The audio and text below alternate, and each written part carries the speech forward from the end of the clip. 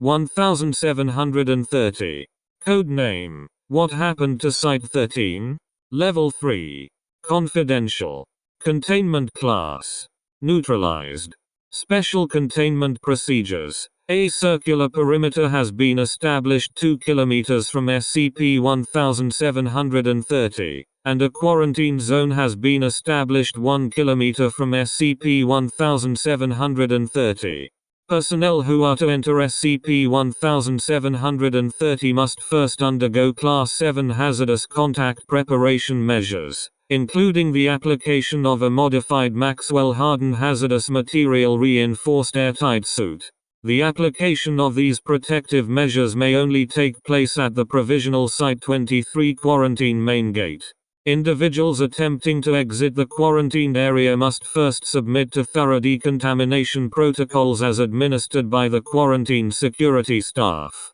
Individuals failing to meet the quarantine extraction parameters are to be held for further decontamination or, in the event decontamination becomes unfeasible, termination. Containment update: dangerous biological and cognitohazardous entities have resulted in high casualties of security rescue teams. Mobile Task Force Zeta-9 Mole Rats has been assigned to all current exploration efforts. Containment update: due to the events detailed in Exploration Log 7, all future exploration of SCP-1730 has been suspended indefinitely, pending overseer approval. Containment update: the 2nd of January 2016. Due to information gathered by Foundation surveillance teams, exploration and recovery efforts into Site-13 are no longer indefinitely suspended. Details will be available on a need-to-know basis. Assigned Mobile Task Force units will be alerted by their superior officers. Containment update: the 15th of May 2017. Mobile Task Forces Apollo 3 Game Wardens and TAU-5 Samsara are activated, and assigned to exploration of SCP-1730. See Addendum 1730.8 for details. Containment update: the 22nd of June 2017. Due to the events detailed in Addendum 1730.9, SCP-1730 has been reclassified as neutralized. Additional research efforts are ongoing. Debriefing reports will become available as they are declassified. Description: SCP-1730 was a large complex of structures 15 km northwest of the US-Mexico border within Big Bend Ranch State Park that was discovered on the 5th of June. Due to the isolated nature of the complex, and the low survival rate of individuals who come in contact with it, it is possible that SCP-1730 had been previously discovered but unreported. SCP-1730 bore identifying markings and contained documents to support the claim that SCP-1730 was at one point Foundation Site-13, originally located near Nome, Alaska. This conflicted with extant records, which showed that Site-13 was a project that, while intended to be constructed in Alaska, was scrapped for the larger and more advanced Site-19 and was never completed. Flora located on site was identified as native to the Alaskan region. How SCP-1730 came to be at its location prior to neutralization is unknown. SCP-1730 was, upon discovery, in a severe state of disrepair, and appeared to have been left abandoned for an extended period of time. The site power generator had continued to operate in a damaged state, despite a number of fuel leaks and fires throughout the facility. This resulted in intermittent power failures throughout the site, hindering exploration and rescue efforts. The origin of SCP-1730 is still data expunged. It is confirmed that the 2nd through 15th two basement levels were utilized for entity containment, though the state of that containment had deteriorated significantly. Messages written in English were discovered throughout the site, consisting of warnings such as danger and death here, and other messages such as not my body and bleed. A recurring message: what happened to Site-13? was found in several different locations in the basements. Several logs of data were collected by the remaining functional site terminals, the relevant data of which is contained in the addendums below. Worth noting is that inconsistencies exist between the logs and what has been determined through exploration, including site layout, staff makeup, and contained anomalies. Additionally, all logs are presented as they were in the original SCP-1730 documentation, prior to the neutralization of the anomaly. Addendum 1730.1, Recovered Log. Access Filoserv, S. 1730/Files Silog 1 Log. Team, Charlie Yukon. Assignment, Site-13 Recovery. Lead, CY1. Begin log. We found it. Watched it kill Daly earlier. Crawled right into his mouth and next thing you know, Daly's got blood leaking out of his ears. Puking it up, shitting it out, everywhere. Blood looked funny, too. Too dark. It was running out of his hair, like through the follicles. His hair fell out right with it. Once it was over, the thing that crawled inside him crawled back out with a buddy. One of them, can't say which, drinks up all this blood like a leech. The other one crawls back inside Daly and he stands up, turns around, starts coming at us. I can see that thing inside him when he opens his mouth. So I put a bullet in his face. Then another. We emptied our magazines into him. He didn't get up after that. We're not going to be too much longer, though. Found another one of those messages down here. You know, cognitohazard expunged. Just a matter of time before it starts. We strapped some C4 to it and blew the wall, and I think it's pretty illegible at this point, but it doesn't matter. Jones already went quiet like the others. We shoved him down an elevator shaft earlier. Didn't hear the body hit the ground. Think I just heard them start up thresher.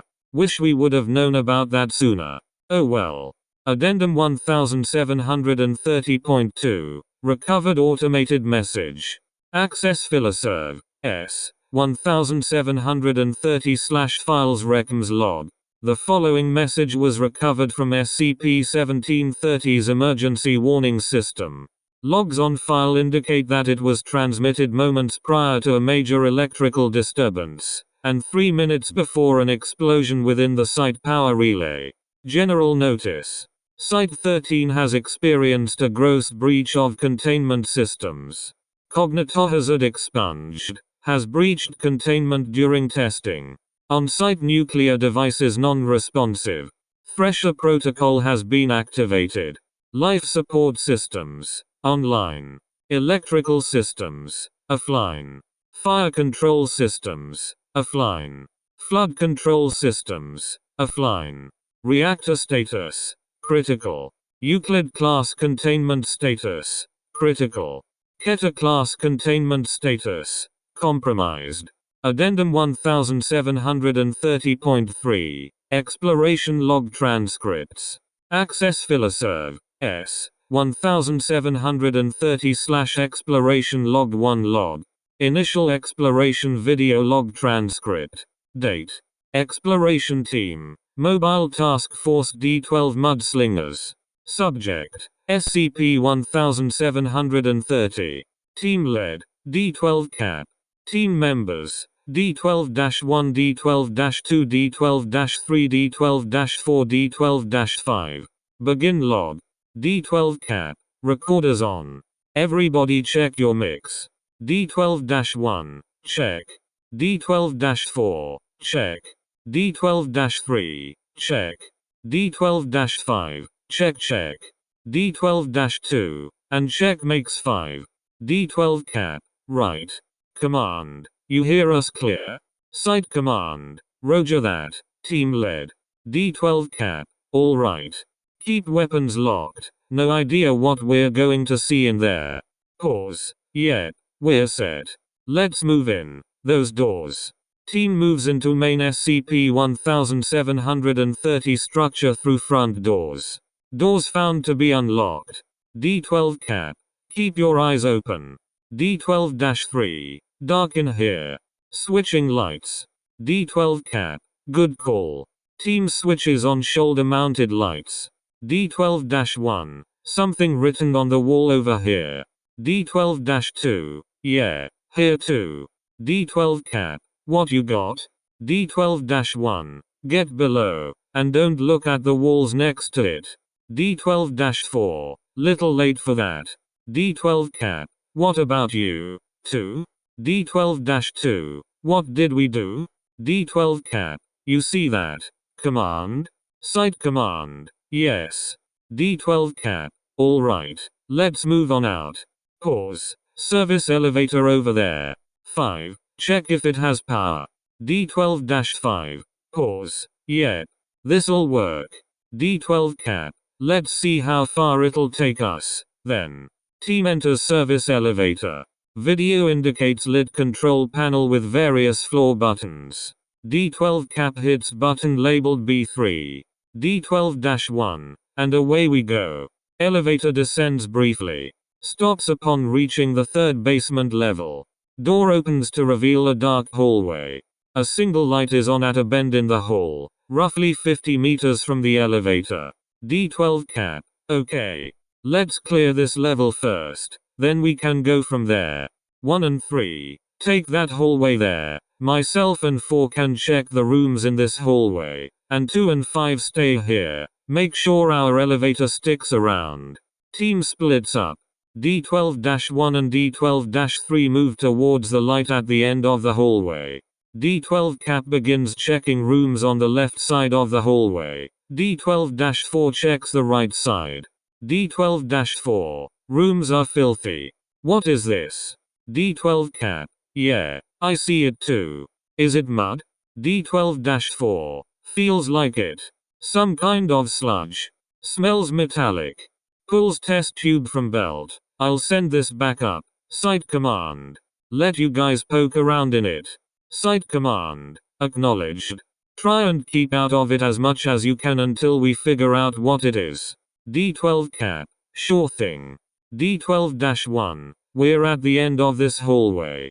Another hallway here. Looks like there's some kind of barricade at the end. Bunch of tables and desks all piled up. Site command. Can you approach the barricade? 1. D12-1 and D12-3 approach barricade. D12-4. More of the sludge in this room. Caked on the walls. Found a body. D12 Cap. Hang tight. 1. Don't move. I'm coming. 4. D12 Cap enters the room. A visible humanoid body is seen half submerged in the thick black material in a corner. The head and neck are not visible. D12 Cap. Yet. Any kind of identification? D12-4. He's got a spot on his belt for a badge, but it's missing. Looks pulled off. Maybe to unlock a door somewhere? D12 Cap. Maybe. Go ahead and proceed. 1. D12-1. Horses. Cap. More bodies here. That sludge is all over the back of this barricade. D12-3. Shit. That one moved. D12-1. There's something else in this pile. Get a light on it. D12 Cap. Moving your way, guys. D12-1. There. Fuck. Gunshots. D12 Cap. Report, guys. We're getting to you. D12-3. Thing crawled out of one of their mouths. Some kind of snake, I think. A lot of teeth. Can't really tell what it is. Now. D12-1. Look here. You hit that body. See that? D12-3. Fuck. It's hollow. D12 Cap and D12-4 arrive at barricade. D12 Cap. You seeing this? Command? Site command. Affirmative. D12 Cap. Alright. Watch for that then, I guess. Weapons hot, if they aren't already. D12-4. Aye. D12 Cap. Let's head back to the elevator. See if we can't get down to the next level. Is that door on? Yeah, I thought so. Let's just do that, then. D12 Cap. D12-1. D12-3 and D12-4 move back down hallway. D12-4. Wait a second. D12-1. Didn't this turn left earlier? D12-4. Sure fucking did. Where's the elevator? D12 Cap. 2. 5. You read me. Silence. D12-4. Here we go. D12 Cap. Shut it. Alright. Shit. Command. You read us? Site command. Sure do. Captain. D12 Cap. You got a read on 2 and 5. Site command. Should be about 45 meters to your 12. D12 Cap. There's a wall here. Looks like it's always been here. Either we're hallucinating or the building is doing something fucky. Either way. Horses. Can you get a hold of either of them? Site command. A moment. Site command attempts to communicate with D12-2 and D12-5, neither of whom are responsive. Site command. No go. D12 Cap. Ah, shit. Let's find a way up and get out of here, then.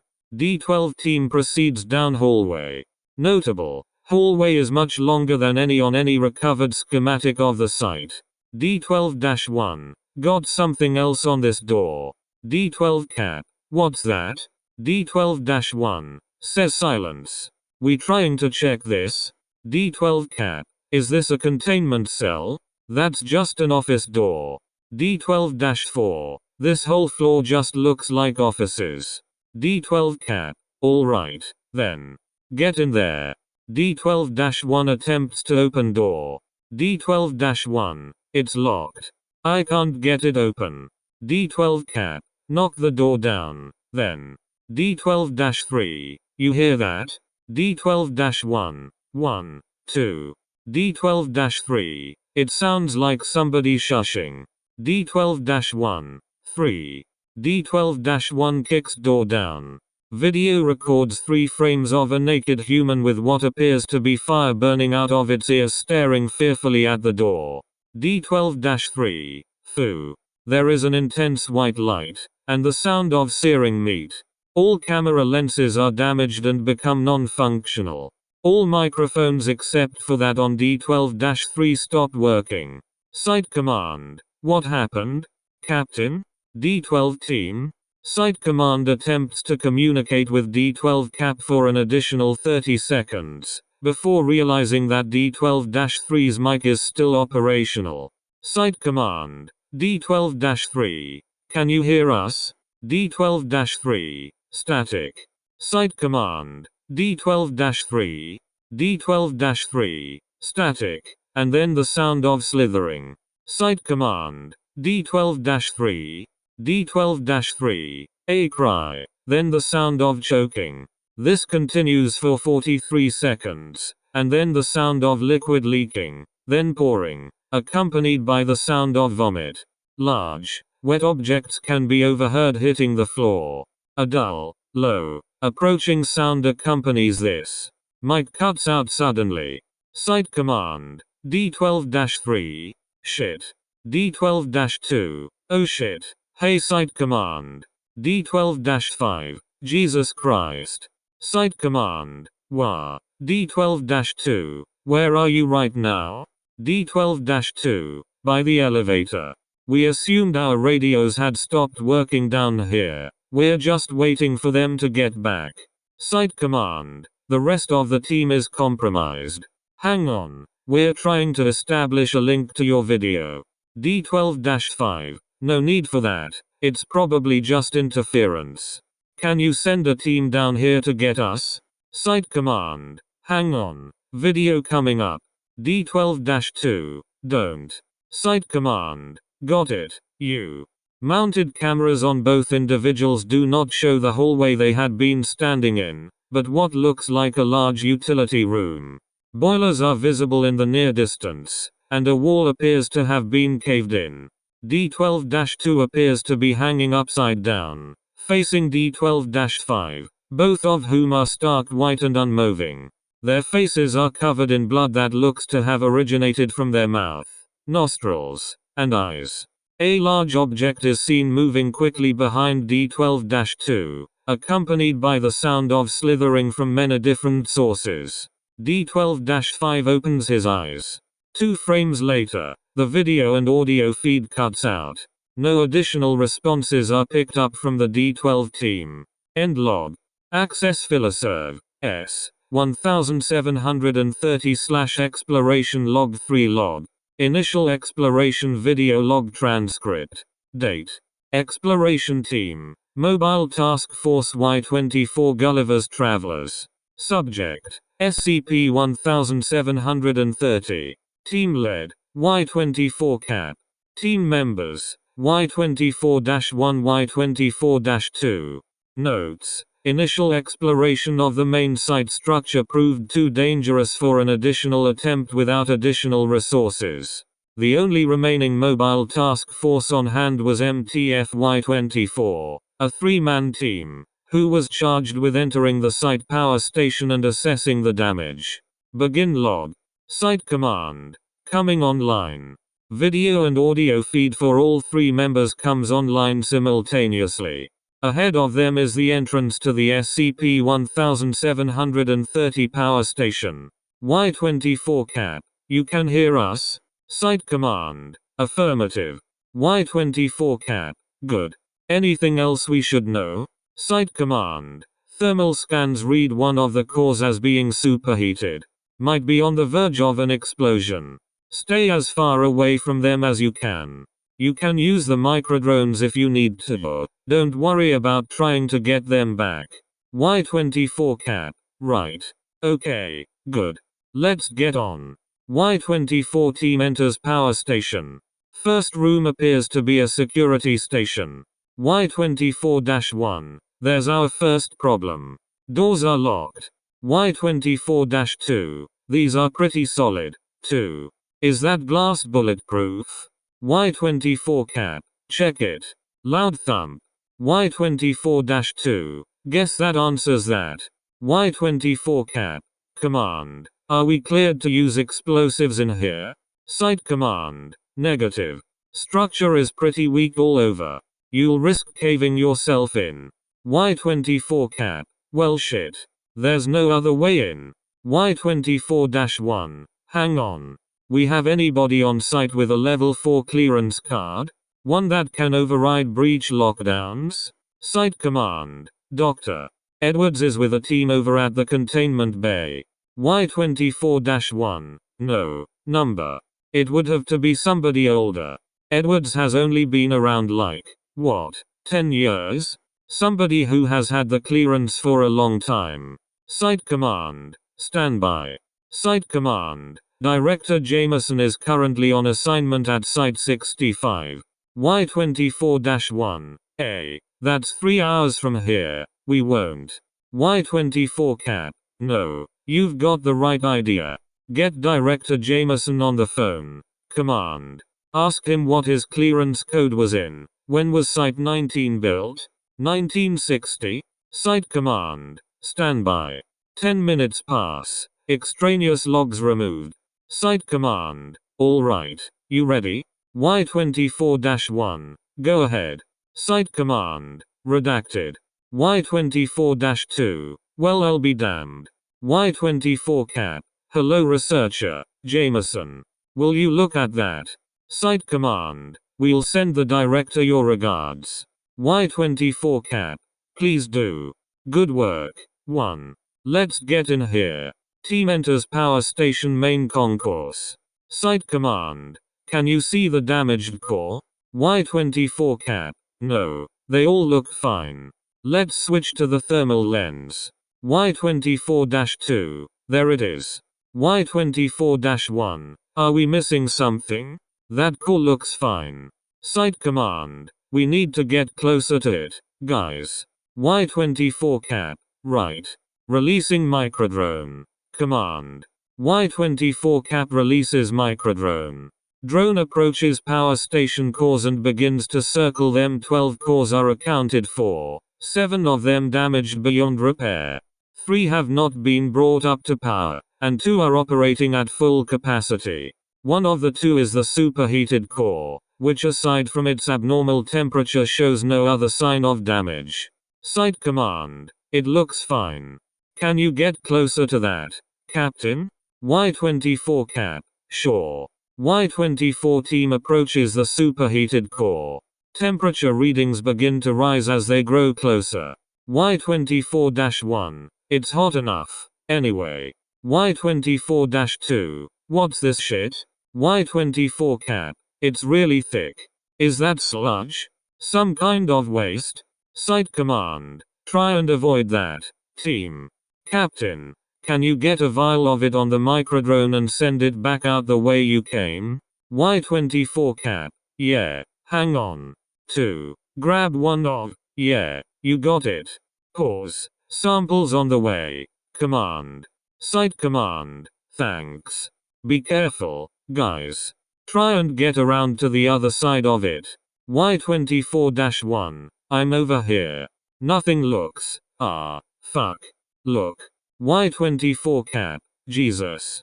Y24-1 camera shows no fewer than 10 human bodies bound to the side of the superheated core with wire.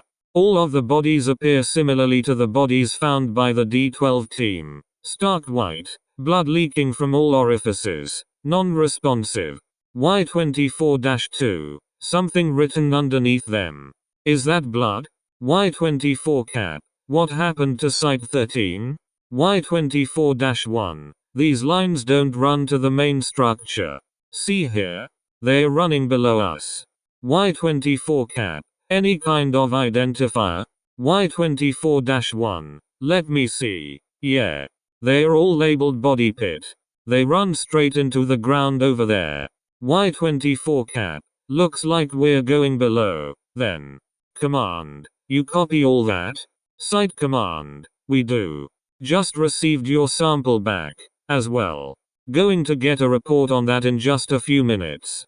Y24 cap. Alright. Good. Let's get down there. Y24-2. There's a stairwell over here. Y24 team approaches stairwell and begins to descend. Lighting is absent in the stairwell, and all team members switch on their shoulder lights. Y24 cap. These doors are all hard locked. Y24 team descends to the bottom of the stairwell. The door there is open. Y24-1. This has been pried open. Looks like somebody was trying to get out. Not in. Y24 cap. Something else written on the wall here. Fuck SCP. Y24-2. That's polite. Team enters the doorway. Y24-1. You smell that? Y24-2. Fuck. Yeah. That's disgusting. What is it? Y24 cap. Whatever is on the other end of this hall, I'd imagine. Watch the blown radiator here, guys. Site command. Team. Take note that we are losing video feed. Something's interfering with our signal here. Y24 cap. Roger that. Audio feed cuts out. Positioning system stays active for a few more moments as Site command attempts to reconnect with Y24 team. Intermittent communications are received for an additional 15 minutes. Y24-1. Some of these are human. Y24 cap. That same. It's all over the inside. That black shit. Smells like iron. Y24-1. Something crawled out. Look. Y24-2. Do you hear? Y24-1. We need to get. Y24 cap. There's a light over there. Can you see it? Y24-2. Hello? Are you okay? Do you need help? We can. Audio cuts completely. Recovery efforts are halted. No communications are received from the Y24 team for an additional 24 hours, after which the team is determined to be lost. Sample that was returned with the microdrone is revealed to be blood and power core residual runoff, mixed with some kind of additional biological matter. Study into the substance is ongoing. After 1 week, Y24-1's video feed becomes active again for 13 seconds. No audio is transmitted, and the video shows a group of humans standing around and looking down at a table. One of the humans turns to look at the camera, and the video cuts. No additional communications are received from the team at any point afterward. Access Filoserv. S. 1730/exploration log 6 log. Initial exploration video log transcript. Date. Exploration team. Mobile access drone. Subject. SCP-1730. Team led. NA. Team members. NA. Notes. While waiting for additional resources to arrive at SCP-1730, an unmanned ground-based drone was launched into the main site complex, through the same door that the D-12 team had entered. The planned goal of the mission was to investigate lower floors and attempt to recover information relating to the origins of SCP-1730. Begin log. Drone approaches main office building and enters through front door. A moment is spent observing the writing on the walls in the interior lobby before moving across to the service elevator. Drone enters elevator and turns to floor selection. There are selections for 5 floors above the ground level, and 15 below. Drone moves to select B15 level. Elevator begins to descend. After 7 floors, elevator suddenly stops. After a few moments of time, it is determined this is due to an intermittent power failure. Drone uses suitable utility to open the forward-facing elevator door. The open elevator shaft is visible, and the drone is unable to determine the depth of the shaft. Using its winch, the drone descends below the stopped elevator to the first available floor. After prying open the door, the drone swings into the opening and retracts the winch. A sign on the wall just inside the doorway indicates that this is the 8th basement level, and that it is a Euclid-class containment wing. Lights on this floor remain dark. The drone is instructed to move down the main hallway and look for a suitable area to descend to the next floor.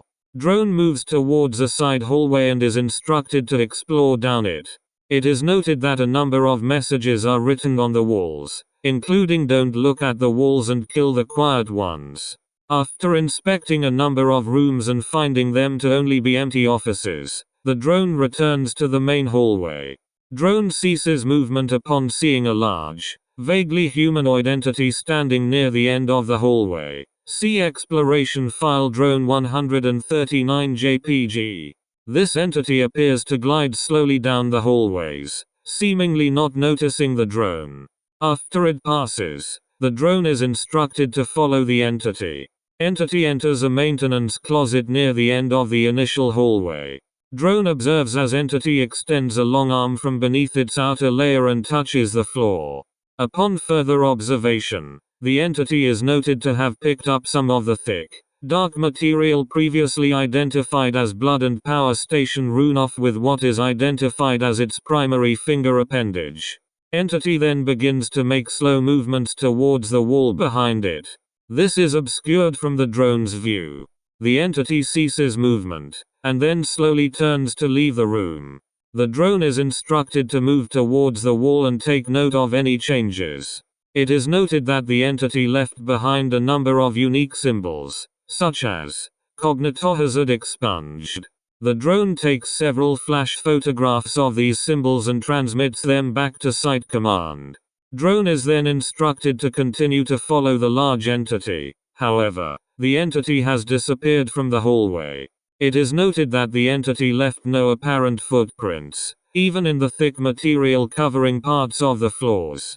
Drone is instructed to continue on regardless. Drone reaches what appears to be a series of several containment cells. The first cell is open. A placard on the side of the doorway reads Entity 324, scheduled for termination the 13th of December 1975.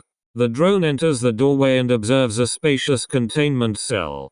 Thick rubber padding is all along the walls. The drone notices a human form in the corner of the room, covered in the thick, dark sludge.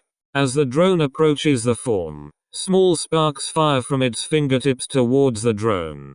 The drone takes several photographs, then leaves. The next 3 cells are all empty with no placards. The 4th cell is closed, and its placard is smashed. Drone is instructed to attempt to open the door with its cutting torch. After a few moments, it is able to do so. The drone enters the room. In the corner of the room is the emaciated body of a human female, roughly aged at 34 years. The body shows no signs of life. A chain is seen around the neck, descending into the shirt. Notable is the lack of sludge within this cell, possible as a result of the inhabitant closing the door and locking it from the interior. The drone searches the corpse for an identification badge, and finds one. The name reads Jack Bright. Drone is then instructed to search the neck chain, but the chain is discovered to be broken. The drone then leaves the room. The drone traverses a short way until it finds a stairwell. The drone descends to the next floor. A sign by the doorway reads 5th floor. The drone turns to view the stairwell it had previously descended from, but finds it non-existent. After some short discussion at Site Command, the drone is instructed to enter the doorway. The drone enters into a large, spacious office floor, lit by sunlight. Several terminals are nearby, though all of them have been destroyed. The drone approaches the least damaged terminal and attempts to power it on. The terminal does not power on, though whether this is due to a power outage or damage to the machine is unknown. The drone maneuvers across the room. Papers litter the floor, and many look to have been burned or shredded. The drone reaches a terminal labeled M. Hadley, which appears mostly undamaged, and attempts to power it on.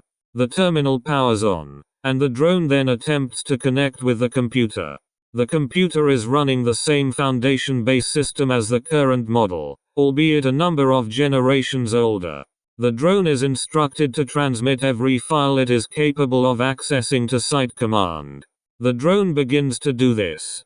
Note: at this point in the operation, Site Command lost contact with the drone.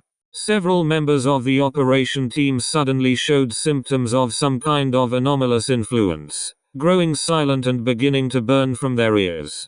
After the onset of symptoms, any sound would trigger what appeared to be a silent explosion that shook Site Command and destroyed most of its communicative equipment. It was later discovered that the only individuals influenced by this were those who had viewed the symbols created by the large entity in the basement storage closet. Further examination by Foundation cognitohazard specialists and screening technology ascertained that the symbols themselves were a sort of pyroclastic cognitohazard. Any individual becoming aware of the symbols would inevitably succumb to the effects of the hazard, making any additional exploration of the site hazardous. The drone was left unattended for several days thereafter, though it did complete its task of transmitting the terminal contents. The contents of this search can be accessed in Addendum 1730.5. Attempts to reconnect with the drone were unsuccessful, and drone surveillance of the site from outside of the building showed that all of the floors above ground level in the primary structure were entirely empty. The drone was not located. Access Filoserv. S. 1730/exploration log 7 log.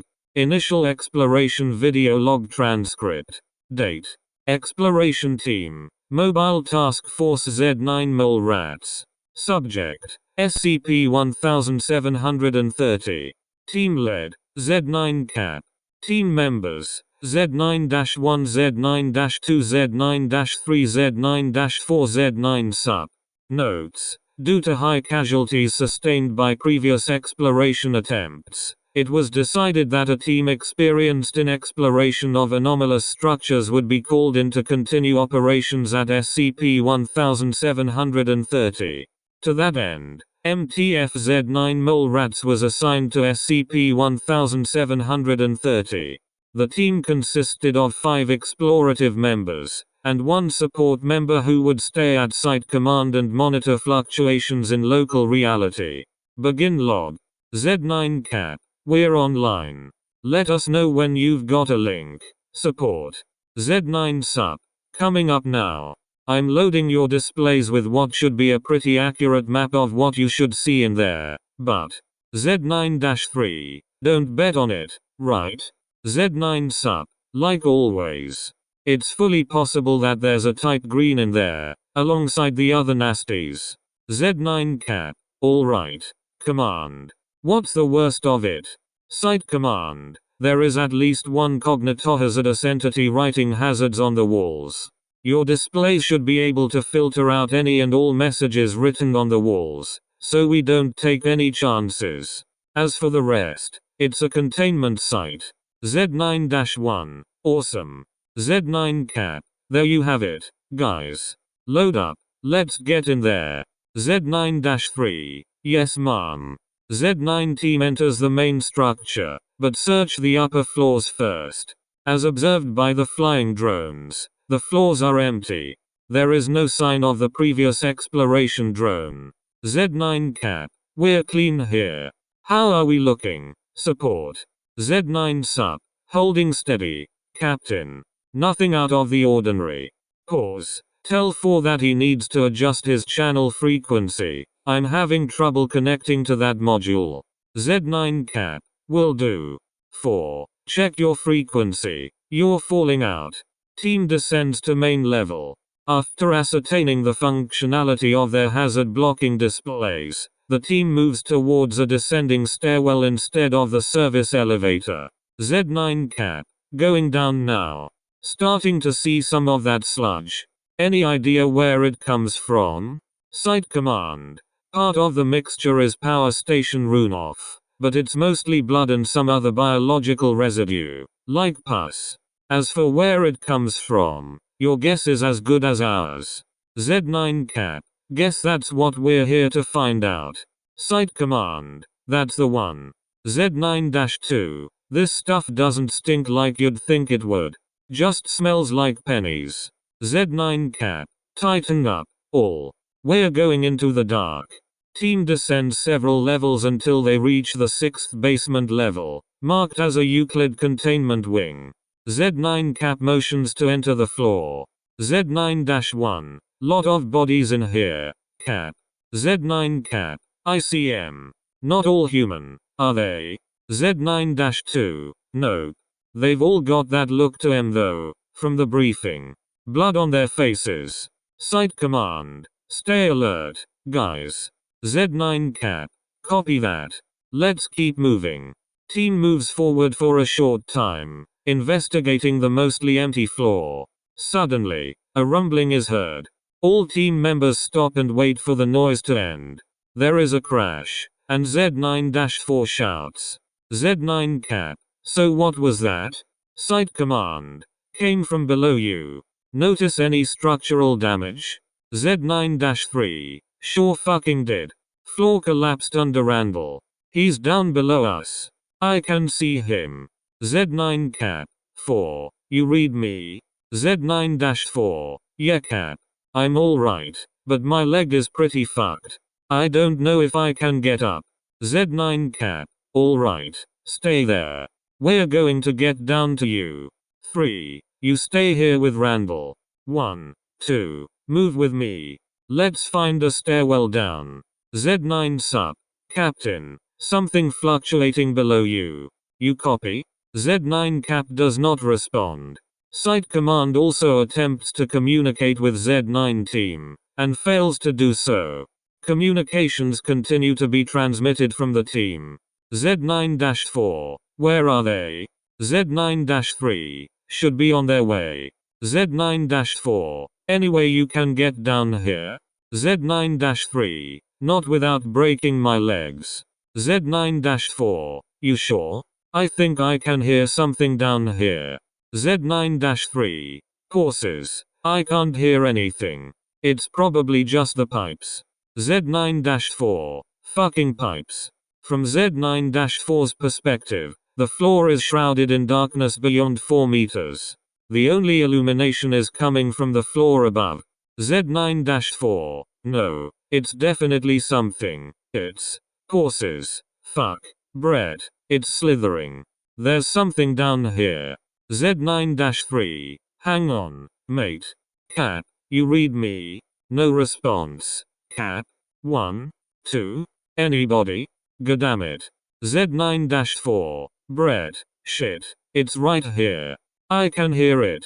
To something off screen. Get the fuck away from me, you slimy asshole. Gunshots. I said get the fuck back. Z9-3. Don't shoot anything. Randall. You'll. Z9-4 cries out. Z9-3's camera observes what appears to be a black, leech-like creature, approximately the length and width of an adult human arm, moving slowly towards Z9-4. Z9-4 continues to fire wildly, causing Z9-3 to run behind the opening in the floor for cover. Suddenly the gunfire stops, and Z9-3 looks back over the edge. Z9-3. Randall. Jesus fuck. The creature has now entered Z9-4's open mouth, and is moving slowly down his throat. Z9-4's mic picks up muffled cries and a low grinding noise, like chewing. Z9-3 aims his weapon at the creature and fires, missing it when Z9-4 twitches. Z9-3 fires again, striking Z9-4 in the arm. Z9-3. Oh fuck. Oh fuck. Oh. Captain. Permission to fire on Randall. No response. Z9-3. Goddammit. Captain. Permission to fire on 4. No response. Z9-3. Fuck. Fuck. Randall. I'm. Z9-4. Choking. Please. Z9-3 raises weapon and fires at Z9-4. There is another rumble, and the ground beneath Z9-3 gives way. Z9-3 falls onto the concrete below and is crushed by additional falling debris. Z9-3's camera and microphone disconnect. Z9-4's microphone continues to pick up Z9-4 choking and vomiting for an additional 5 minutes, after which Z9-4 grows silent. Another leech creature emerges from his mouth and disappears. Z9-4 stands and picks up Z9-3's weapon. Z9-4's camera disconnects. Note: at this point, Z9 team was in full disconnect. 2 members were assumed killed, while the other 3 were not accounted for. After 3 hours of non-communication, Site Command contacted Overwatch Command to request a full stop to all explorative efforts into SCP-1730. While waiting for a response, Z9-1's microphone came back online. Z9-1, you didn't look, did you? Z9-1, yeah, me neither. Cap. Z9-1, it was over there, against that wall. Is it not there anymore? Z9-1, I can get it open. Z9-1, we need fucking bullets. Z9-1, I think they're gone. Yeah, but I don't want to wait around. 4. Z9-1, lower. Z9-1, what floor are we on right now, anyway? Z9-1, I thought there were only supposed to be 15. Fuck. Z9-1, alright. Z9-4's camera suddenly comes online, showing a massive room, dimly lit by many small flames.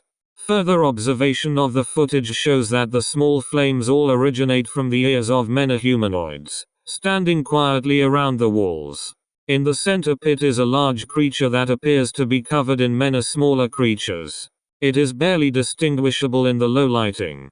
Several large pipes over the creature have been cut and are draining onto the center of the room. The camera cuts out. Z9-1, what happened to Site-13? This is like the 5th time. Z9-1, I don't fucking know. How am? Z9-1, right. Z9-1, wait. Z9-1, yeah, I do too. It's coming from over there. Z9-1, this shit is everywhere. Fuck, look. Z9-1, open that door. SHH. Z9-1 is silent. Z9-1, no, Z9-1, SHH stay quiet. We need to get back upstairs. Z9-1, hey, who's that? Z9-1's mic disconnects.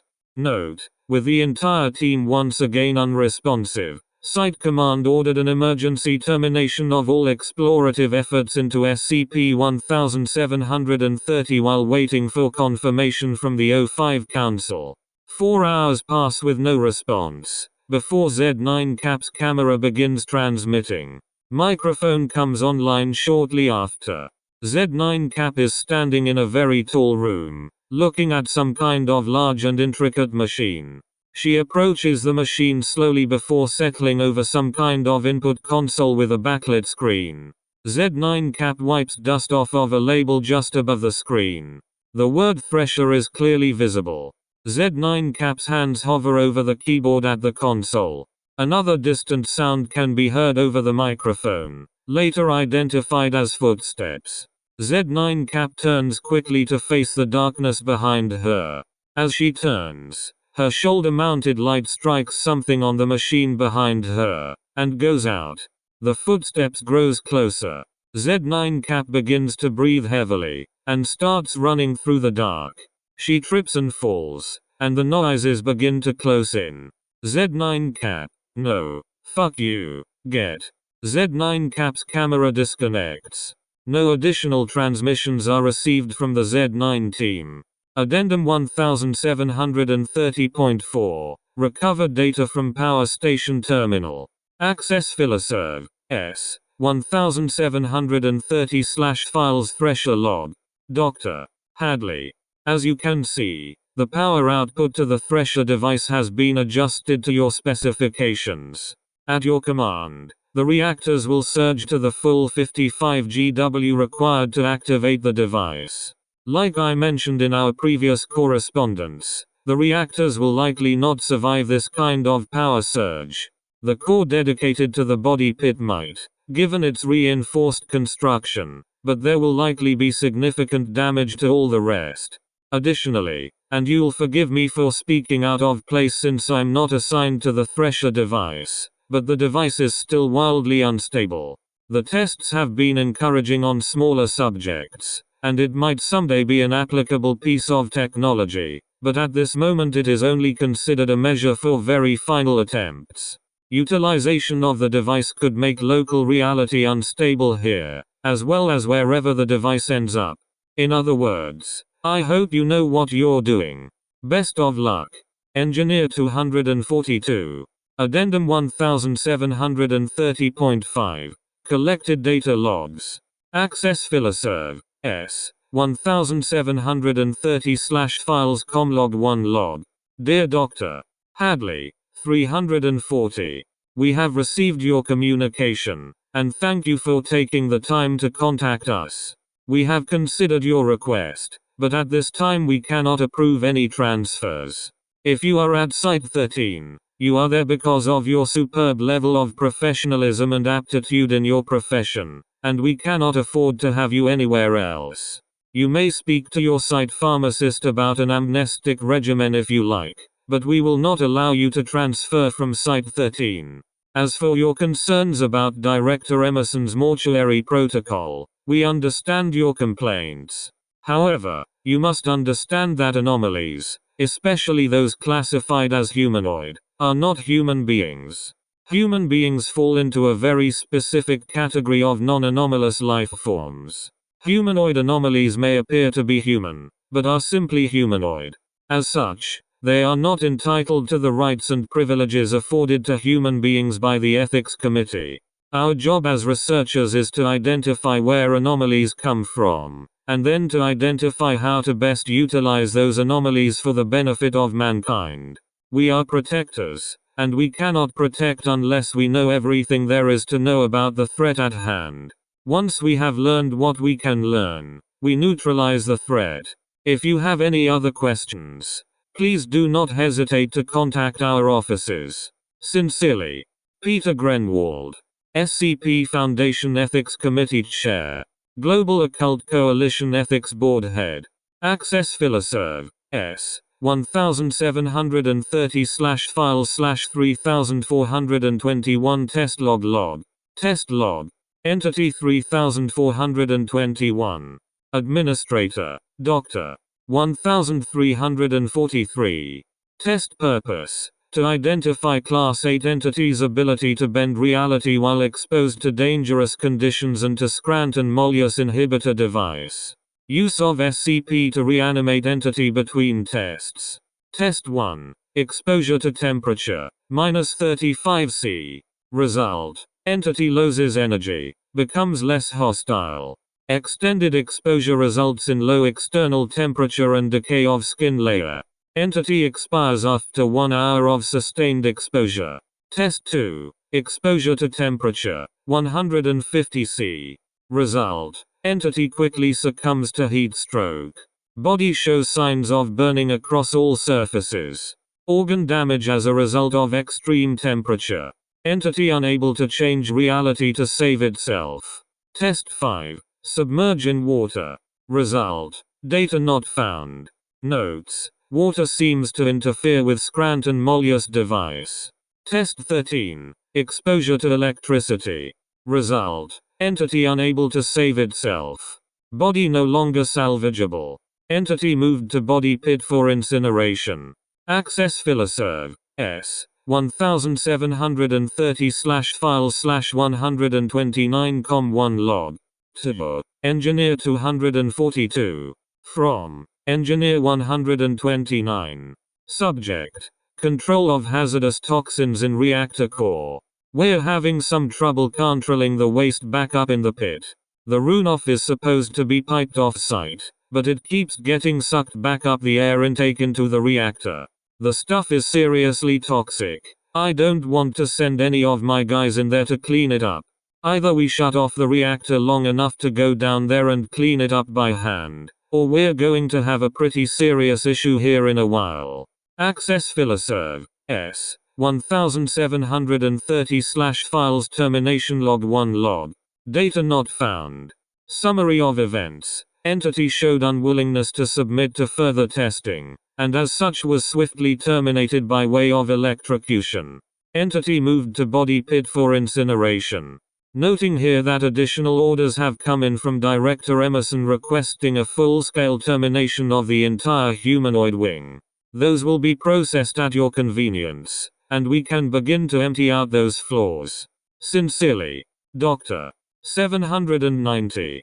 Access Filoserv. S. 1730/files unknown log 3 log. Cognitohazard expunged. Has shown some tenacity, but will soon break under the mental pressure applied to it by the orators. This is not uncommon. Many entities arriving for their initial inspection will resist exposure to treatment in some way, but it cannot be sustained for the duration of their time here. Entity does have a particularly interesting effect on cognitohazard expunged, which leads me to believe that we could repurpose that aspect of the entity by removing the face, neck, upper chest area and arms, and applying it to a Mark 12 using the cognitohazard expunged. I will send this notice to Dr. 874 post haste, and move forward with this project. Sincerely, Dr. 720. Access Filoserv. S. 1730/files unknown log 12 log. To Dr. Hadley. From Engineer 242. They took your leech boy down to the pit today. I made sure to alter his termination record accordingly, and made sure that output is still blocked up. I don't know what you've got planned for him, but that pit's pretty noxious now. It's not going to be good.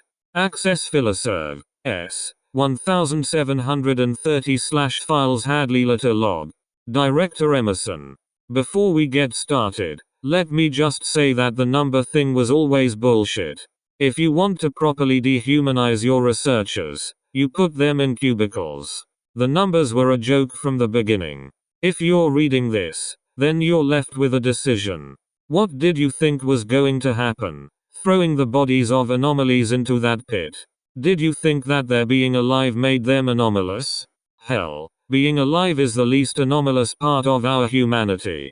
I thought you might have seen that, but then, things have changed. The containment breach was my fault. I won't lie to you. In my research, I had the pleasure of analyzing a young boy. His name was Elijah. He subsisted only on blood, and he could siphon it through others with his mouth, right through their skin. Like a leech. He had no mental capacity beyond 2 years, and yet, he deserved the same chance to live as the rest of us. He did not choose to be the way he was. Then you decided to have him burned, like the rest of them. So I modified his record. The fires of your pit won't have incinerated him, just agitated him. And that sludge that's been building up? I'm glad you cared to get it cleaned up. I'm sure you're glad too. It's pretty awful down there. Anyway, your decision. The containment breach was inevitable, and whether it was something that crawled out of the pit that did it or my hand on a button makes no difference. You have a choice to make. Either stay your course and certainly be devoured by the creatures you have been torturing for the last 15 years, or activate the Thresher device and hope it dumps you out in a more hospitable reality than your own. Either way, our world will be rid of you and your filth, and will be better for it. This is your death camp, Elliot. You made your bed, and now you get to die in it.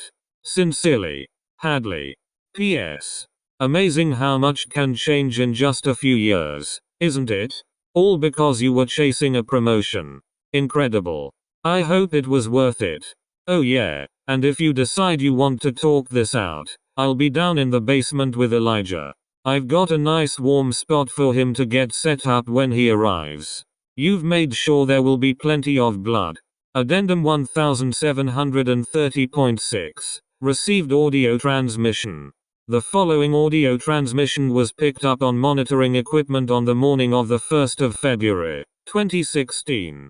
The transmission, both speech and an encrypted signal that followed, has been repeating on a continuous loop since it was first detected. The contents of the transmission are accessible below. Access Filoserv, S. 1730/files/020116 audio MP3. Begin transmission. Hello. My name is Dr. Mohammed Scott, and I am a researcher within the SCP Foundation's Site-13 Temporal Studies Division. Myself and my team were abandoned within Site-13 during a recent catastrophic event, the full details of which we do not know. We are currently surrounded by hostile entities and other hazardous anomalies. Of the original 30 members of my team, only 12 remain. To any Foundation operatives listening on this channel, we are asking for assistance. Our supplies are dangerously low, as is our ammunition. Without aid, it is unlikely that we will last more than another month. Following this message will be an encrypted, adjusted VMS transmission, decipherable by standard 1980s Foundation technology. The information within that transmission will contain our location, as well as we can describe it. The transmission is wired by Dead Man's switch to myself, and will be played on a continuous loop until such time that I die. Please help us. Thank you. Encrypted information. End transmission. Addendum 1730.7. Updated Exploration Memorandum. In light of recent information gathered by Foundation surveillance teams, it has been deemed pertinent to once again send exploration and recovery teams into Site-13. By order of Overwatch Command, SCP-1730's containment procedures have been updated. Mobile Task Force TAU-5, Samsara, is currently under consideration for deployment. Details to follow. Addendum 1730.8. Exploration and Recovery Log Transcripts. Access Filoserv, S. 1730/Exploration Log 1 Log. Exploration Video Log Transcript. Date. Exploration Team. Mobile Task Force Apollo 3 Game Wardens. Subject. SCP-1730. Team Led. AP-3 Ross. Team Members. AP-3 Houston, AP-3 Noah, AP-3 Ahalo, AP-3 Vigo. Begin log. AP-3 Ross. Radios live. Everybody good? AP-3 Vigo. Hang on.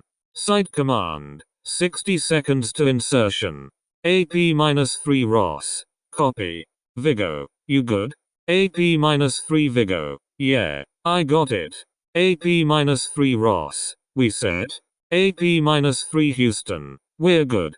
AP-3 Ross. Alright. Stay cool. Keep your lights on. And if you see anything suspect, hit your visors for and give everyone else a heads up.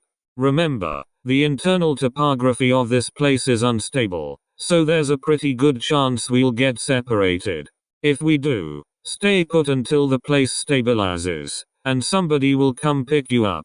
Use your broadcasters if nobody is responding, and shoot anything that moves. Horses unless it's one of us. Probably. AP-3 Noah. Then definitely shoot. Team laughs. Site command. 30 seconds to insertion. AP-3 Ross. Houston. You take lead.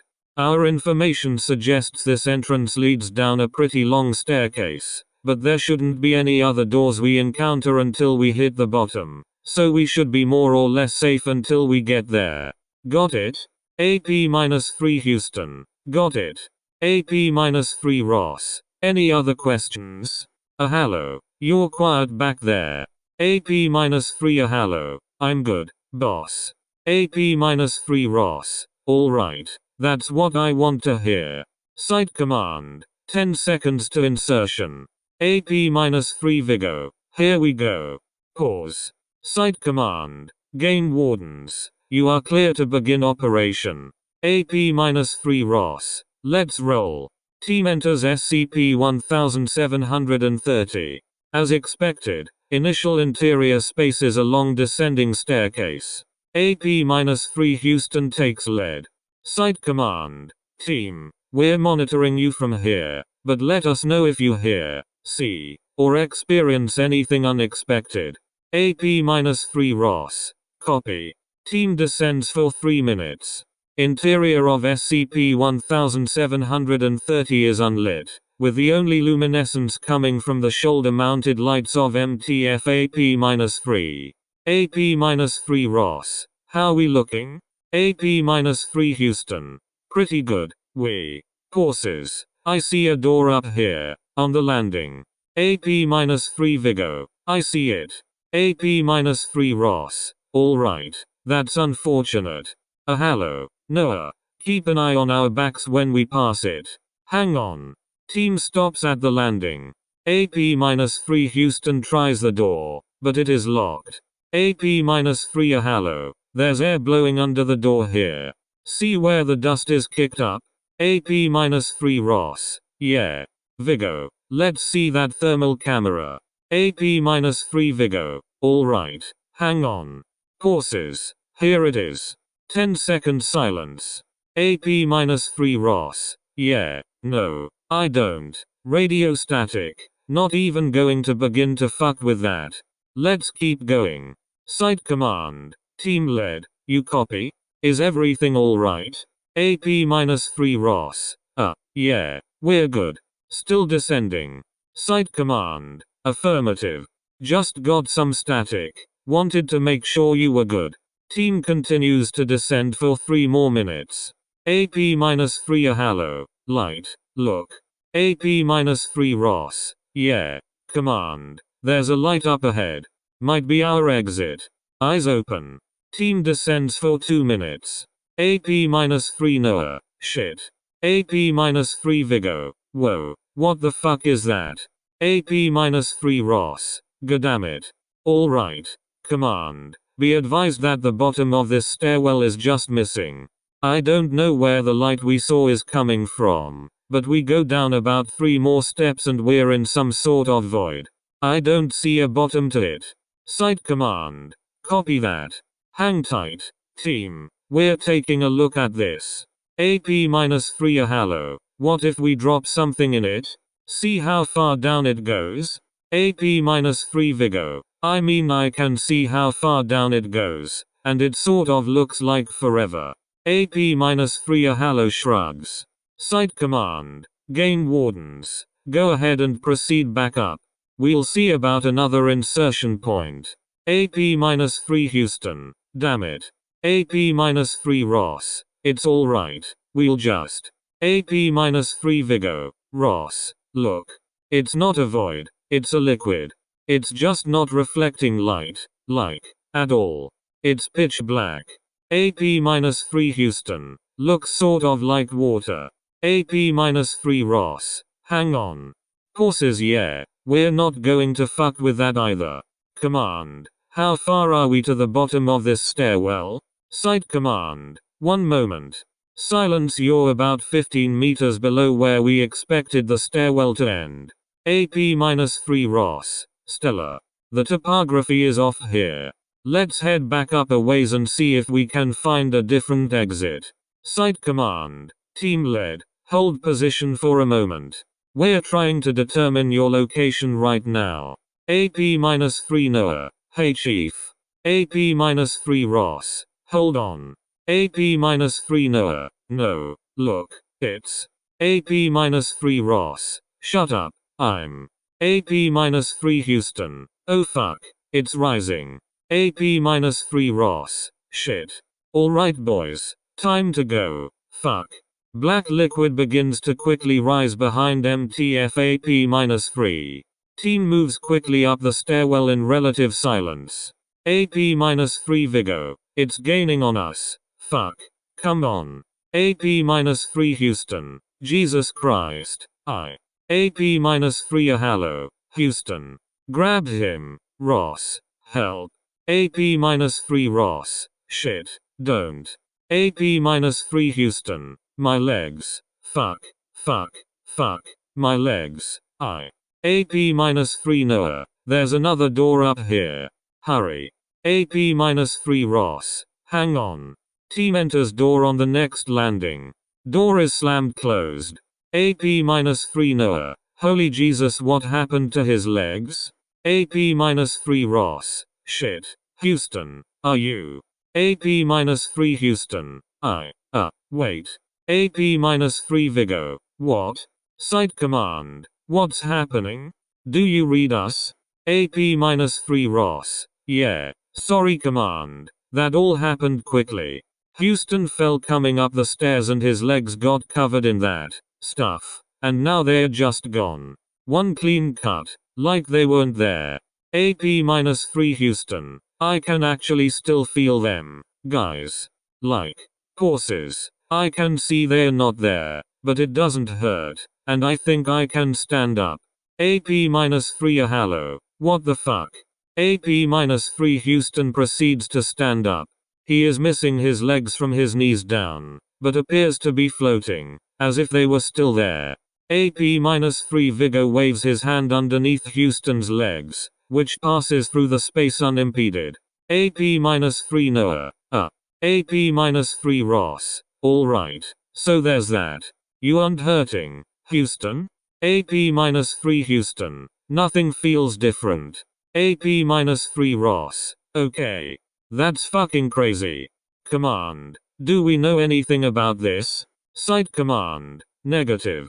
AP-3 Ross. Alright. Let's keep going, then. Command. It looks like we're in a maintenance hallway, or something similar. We've got pipes running up and down the walls, gauges and such. It's pretty warm here. AP-3 Hello. There. On the wall. What happened to Site-13? AP-3 Ross. It's a recurring phrase that keeps showing up written on the walls here. Command. Do we know that's not a meme? Site command. It isn't. None of the studies we ran uncovered any anomalous effects related to that phrase. We're still not sure why we keep finding it, though. AP-3 Ross. Noted. Down this hall. Team continues in silence for 4 minutes. During this time, AP-3 Noah's camera disconnects suddenly. This information was not promptly relayed to the task force. AP-3 Houston. There's something up ahead. See? They're at the corner. AP-3 Vigo. Is that a person?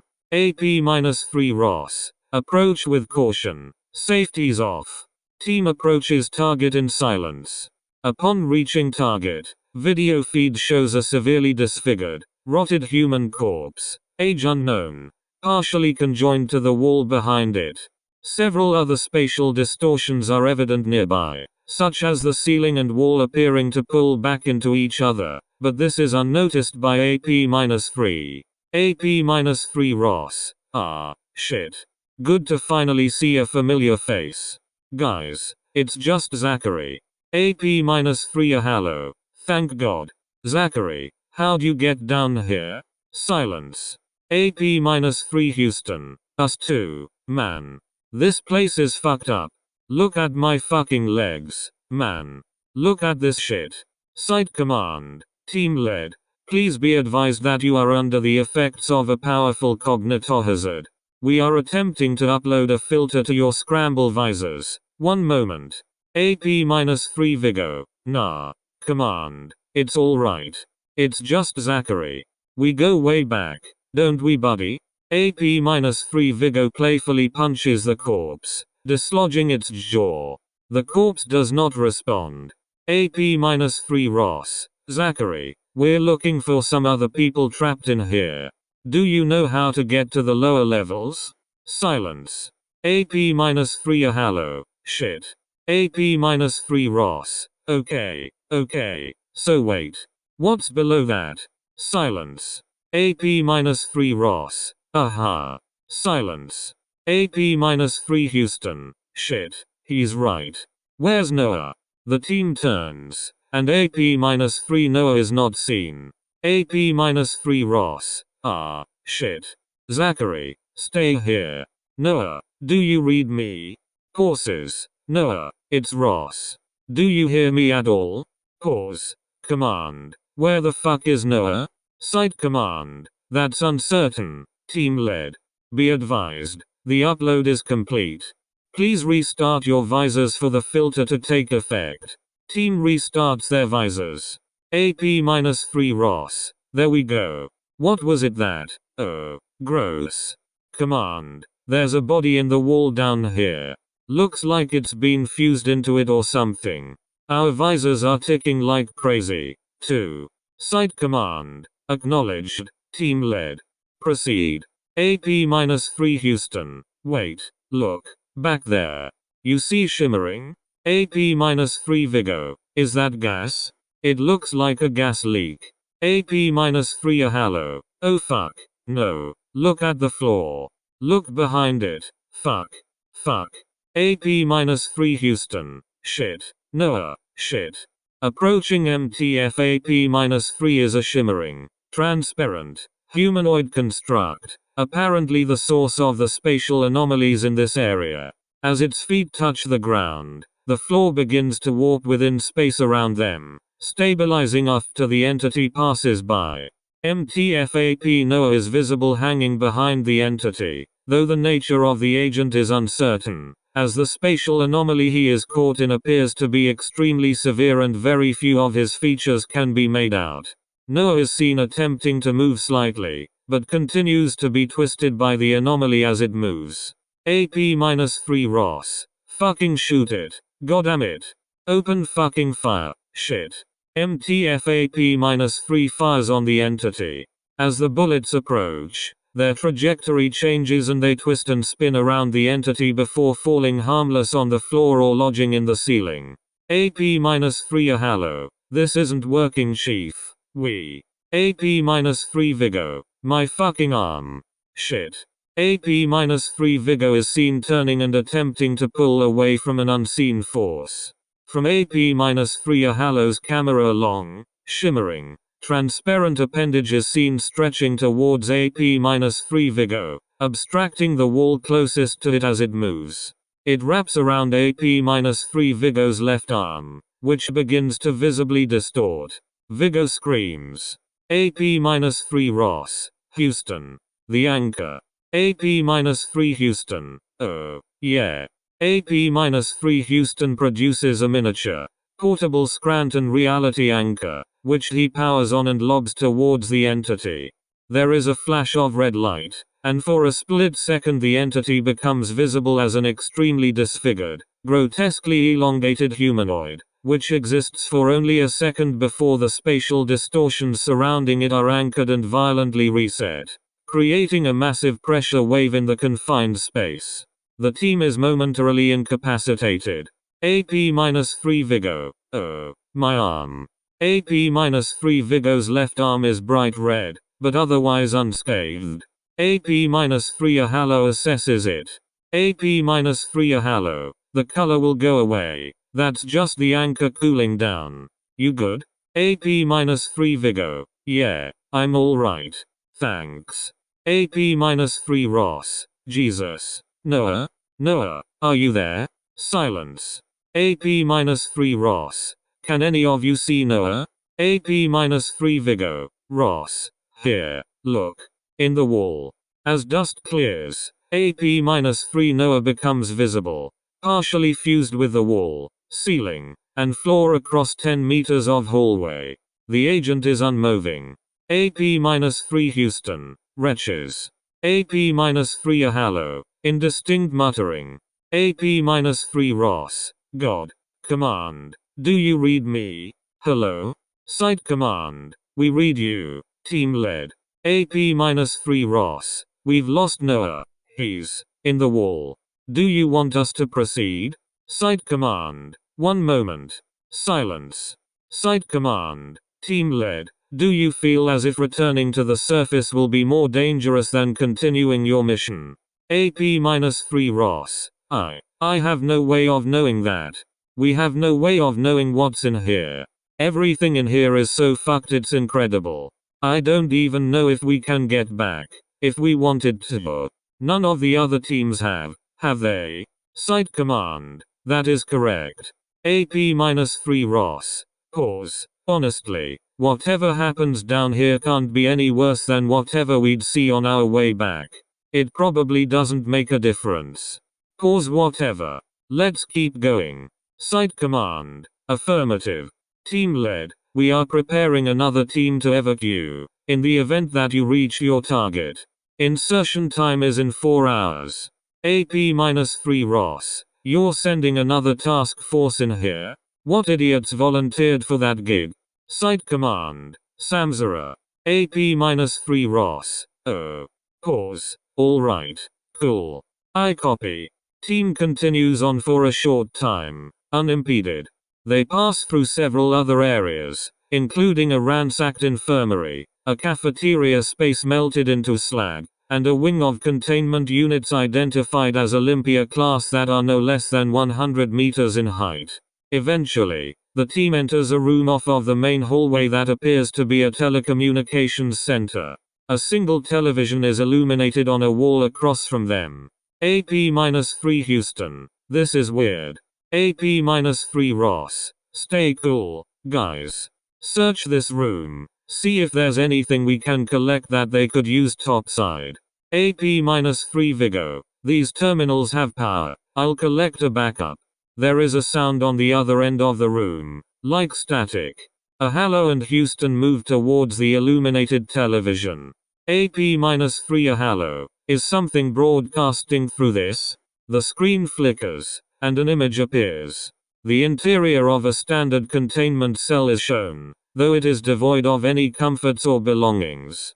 A single red light behind the camera is on, poorly illuminating the space. A long figure is huddled in the corner. AP-3 Houston. Hang on. Is that? AP-3 Ahalo. Holy shit. It is. AP-3 Ross. What is it? AP-3 Houston. It's Bubble the fucking clown. At the mention of the name, the figure in the corner looks towards the camera. Unidentified figure. What? What do you want? Who is it?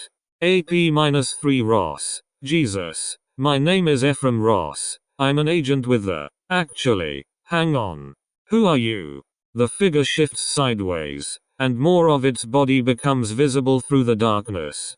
The red light illuminates its eyes, though little else of the figure can be made out. Unidentified figure. You're different. You smell different. You know I can smell you, even from here. You don't know that, though. They did, but you're not like them. They went to great lengths to figure that out. They knew. They know. They will know. AP-3 Ross. You're Bubble the clown. Yeah? The figure slides slowly across the wall of the cell, just out of range of the red light. Its movements are noticeably erratic. It comes closer to the camera. Unidentified figure. They had a number for me once, when I was Bubble. But your friends didn't like the number. Said we identified with the numbers. I am not Bubble, but I am a thing that used to be Bubble. Horses, you're not where you're supposed to be. Gun buddy. You don't match the air in here. You're out of place. Just like I am. Just like we are. AP-3 Ross. Aha. What happened here? Unidentified figure. Daddy Emerson played a tricky little game with the strings of the universe. He walked on them like a tightrope, and was surprised when he fell. Tricky little Emerson. Didn't just want boxes. No number. He wanted boxes full of ideas. Ideas like pain, horror, death. He worked very hard to stack those boxes on his string and broke the whole thing. And we all came tumbling down with him. Laughs. And trails off. AP-3 Ross. How many other entities are in here? What else do you know? Unidentified figure. How many? He. How many entities were swallowed by Site-13? Laughs. You silly out of place boy. Silly little boy. Everything made its way into Site-13. If the Foundation could find it and the Coalition could catch it, it was fed into the meat grinder down here. Everything. They mulched us all. If there was nothing to gain. Some got lucky. Barbel got lucky. Stuffed in a funny box and played with. Toyed with. Experimented with. To see what sounds we made when we wanted to die. Others were not so lucky. Horses. They burned the library, you know. Held it upside down like a can of soup and let the contents run out into the furnace. And burned the whole place up. They did other things, too. Worse things. Daddy Emerson liked it. He watched it all, every time. Got his jollies off watching it. Spits. AP-3 Ross. What worse things? The unidentified figure approaches the camera and comes fully into view, illuminated by the red light. A significant portion of its body is distorted by video static that moves as it moves. This static appears to be cutting into the tissue of the figure's body, creating large lacerations that ooze a dark yellow fluid. As it moves, the figure appears to be sloughing off large portions of its mass, which are replaced with static. Half of its face sloughs off as it nears the camera, and one eye becomes shrouded in static. Unidentified figure. Every worse thing. AP-3 Vigo. Chief. We're picking something up on the radio. I think it's the survivor's signal. We must be getting close. AP-3 Ross. Horses. Alright. Let's keep moving. Unidentified figure. Have fun, boys. Don't let the dead bugs bite. Laughs. If you see Daddy Emerson down there. Horses. Rape him to death for me. AP-3 team passes out of the telecommunications room and into the main hallway. Following the strength of the signal discovered by AP-3 Vigo, they near an area that appears to be a cryogenic containment unit, similar to those utilized in the defunct cryogenics Y-wing of Site-13. As they pass through this area, Command loses the signal of each member of the team, with only intermittent static being broadcast. This continues for 30 minutes before a signal is received again. AP-3 Houston. Command? Command? Are you there? Do you read me? Site Command. Houston? We read you. Are you alright? Is everyone alright? AP-3 Houston. Oh shit. Thank God. We've been trying to reach you forever. Yeah, we found the survivors. They are holed up down here in, I don't know what you'd call this place, but it's not conducive to habitation. We're looking at 20, maybe 30 people. We found some other agents of ours, too. A few mole rats, and a guy from the Travelers. They all ended up down here. Site Command. Are you prepared to evac? AP-3 Houston. Yeah, so, that's not going to happen the way I think we wanted to. Not currently. It's a whole lot worse here than we had anticipated. Command. I don't know how they ever locked some of this stuff up, but suffice to say that every single containment cell is broken open, and this shit is real. Like, really real. We keep hearing things down the hallways nearby. I think whatever is out there is looking for us. I think they're angry. If they find us, we don't have the bullets to keep them down, let alone get these people out. Site Command. Where is Ross? AP-3 Houston. He's been trying to get some defenses ready with the others. in case they come tonight. It's not looking good, you know. I don't know if you guys have a backup plan, but we'll take any ideas. Site Command, how long have you been down there? AP-3 Houston. Courses, maybe 3 days? Site Command, affirmative. Apollo 3 team, be advised that we are activating and inserting TAU-5 for rescue and recovery. AP-3 Houston, fuck yes. Tell them to hurry. Access Filoserv, S-1730/recovery reclog 1 log. Extraction and recovery video log transcript. Date. Exploration team. Mobile Task Force TAU-5 Samzara.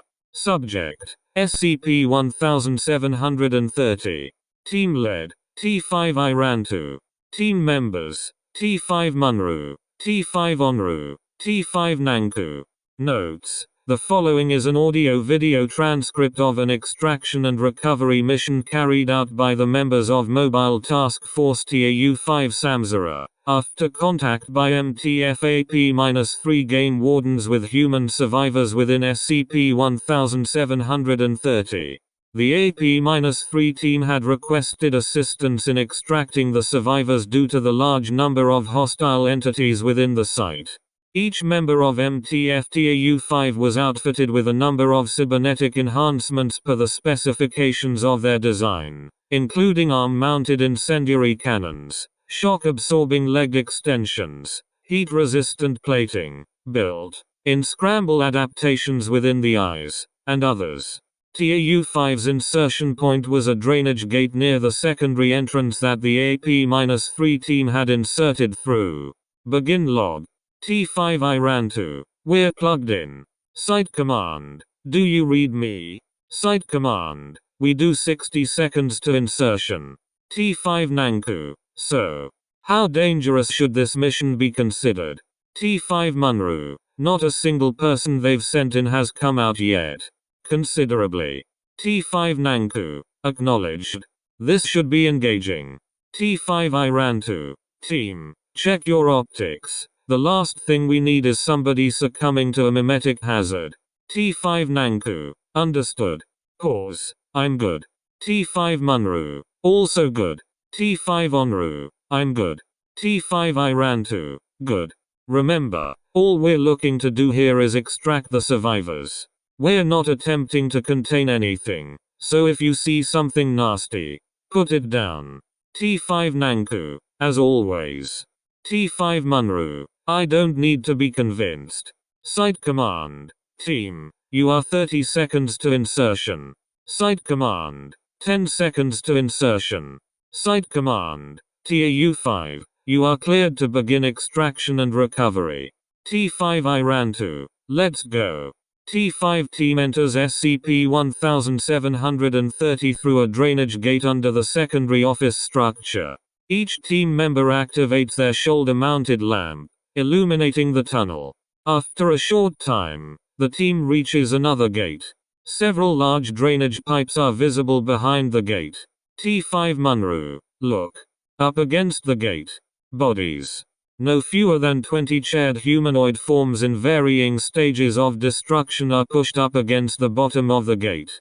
Several arms are pushed through the grate and are reaching out towards the tunnel. T5 Nanku. These look very burned. Where do you think they came from? T5 Iran2. Hard to say. I can't imagine they would have made it far in this condition. T5 Munru. There's an incinerator near here, right? Near that body pit we keep hearing about? Maybe they came from there. T5 Nanku. An incinerator? T5 Iran2. As good a place to start as any. Let's get into those pipes there. T5 team cuts through the gate and scales the wall behind it to the largest of 3 drainage pipes. Team continues on for a short time. T5 Onru. The temperature is rising. T5 Iran2. I noticed it, as well. We must be getting close.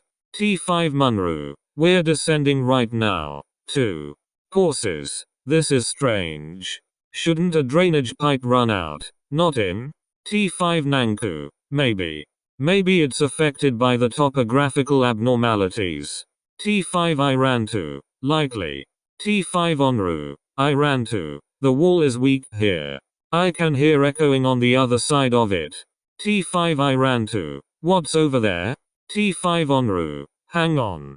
Courses. A hallway, I think. T5 I ran to. I see. Courses. Alright. We'll split up here. Munru, you and Nanku see where this tunnel lets out. Onru and I will go through this wall and see what's on the other side. T5 Nanku, and if we get killed? T5 I ran to. Don't get killed. T5 Nanku, understood. T5 team splits up, with T5 Nanku and Munru following the drainage pipe towards the source of the heat, and T5 I ran to and Onru going through the thin wall to the hallway beyond. I ran to and Onru managed to break down the concrete wall between the drainage pipe and the hallway beyond. Within the hallway are several bare offices, barely lit by dim overhead lights. The entire area appears to have been abandoned for some time. I ran to and Onru look for an elevator or stair access, but find nothing. After a short time, Onru finds a door that opens into a control room. A large glass observation window is obscured by some dark material. Many of the controls in this room have been destroyed. T5 Onru, this is the control room for the incinerator. See? It says incinerator number 1 over there. And below it, it says, body pit access below. T5 I ran to. I've never heard of a furnace that needed its own control room. What's blocking the window there? Blast shields? T5 Onru. No. Courses. No. Approaches the window. These are bodies. And garbage. Refuse. Congealed and coagulated. Look. You can see faces. T5 I ran to. I see it. Courses. Our intel said that one of the engineers had blocked up the drainage pipes out of here. Nanku and Munru are probably going to run into that. Courses. I wonder if there's another way down from here. I thought we'd be able to go down through the incinerator. T5 Onru. Hang on. Onru proceeds to look over the controls on a relatively undamaged controller near the observation window. As she does, Nanku and Munru appear at the door. T5 Munru. It's blocked. Something has turned the end of that pipe into slag. We tried to punch through it, but it's pretty thick. T5 Nanku. I broke my hand on it. Look. Holds up her hand, which is undamaged. It was broken. I mean. T5 I ran to. Quiet. Onru is looking for something. T5 Onru. Got it. Onru throws a large switch and turns several nearby knobs. There is an immense groaning sound, and the mass in front of the window begins to spin slowly. T5 Nanku. Interesting. There is a jolt, as if something has broken free, and the mass begins to spin rapidly and slowly descend. There is the distinct sound of a turbine spooling up. The team's internal temperature gauges begin to register a steady increase in heat. T5 Munru. It's dropping. Look down there. See? The mass has cleared the window, revealing a massive cylindrical chamber on the other side, at least 300 meters in diameter and roughly 400 meters deep. At the center of the chamber is a massive shaft, extending the full height of the chamber, attached to several large turbines. As the turbines spin, the matter within the chamber is turned into a slurry. Near the top of the chamber are several pilot lights. Large holes are present around the outside of the chamber. T5 Onru. Alright. And then. Onru throws another switch, and the pilot lights are ignited. Enormous streaks of fire cascade down from the ceiling of the chamber, scorching the mass below. Additional jets of flame begin to emit from the walls of the chamber. T5 I ran to. Look. Down near the bottom. There's a sluice gate that looks like it's leading away from here. Over there. See? Can you get that door open? T5 Onru. Yes. Courses. Got it. A large circular door opens near the bottom of the pit, above the level of the matter within. T5 Munru. Excellent. Though I still don't know how you think we're going to get in there. The pipe is blocked. Nanku extends her arm and fires several rounds from a wrist-mounted projectile weapon at the glass window in front of them. The glass cracks and shatters, exposing the room around them to the heat of the chamber. T5 Munru. Straightforward. T5 Nanku. One does what one can. The team enters the incinerator and jumps down onto a ledge below, near another drainage pipe. They make their way through the vast chamber, avoiding the spinning blades and ever-descending biological slurry around them. T5 Munru. Something unpleasant took place here. T5 Nanku. Oh. T5 Munru. Yes, in fact. Shoots a glance at Nanku. All of this has to be draining somewhere, likely out below us, through one of these fissures. T5 I ran to. We don't have time to find out. We'll follow this pipe down and see where it goes. Team enters the open door and descends down the drainage pipe a short distance, before it empties into a large cistern. The team enters the cistern, which is lit from above by a large, glowing, plant-like structure. T5 Nanku. Interesting. What do you think that is? T5 Onru. Courses. I don't know. At the sound of their voices, the glowing structure begins to shake slowly, and thousands of glowing, spinning pods are released from its body. As they fall, they brightly illuminate the entire chamber. T5 Munru. Look. The shadows. The glowing pods create vaguely humanoid shadows on the walls of the cistern, which act in an anomalous manner. These shadows appear to reach their hands up or forward, as if towards the team.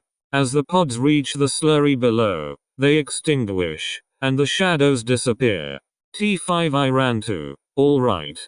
Which way do we go? T5 Munru. This is a drainage pipe, leading away from the incinerator.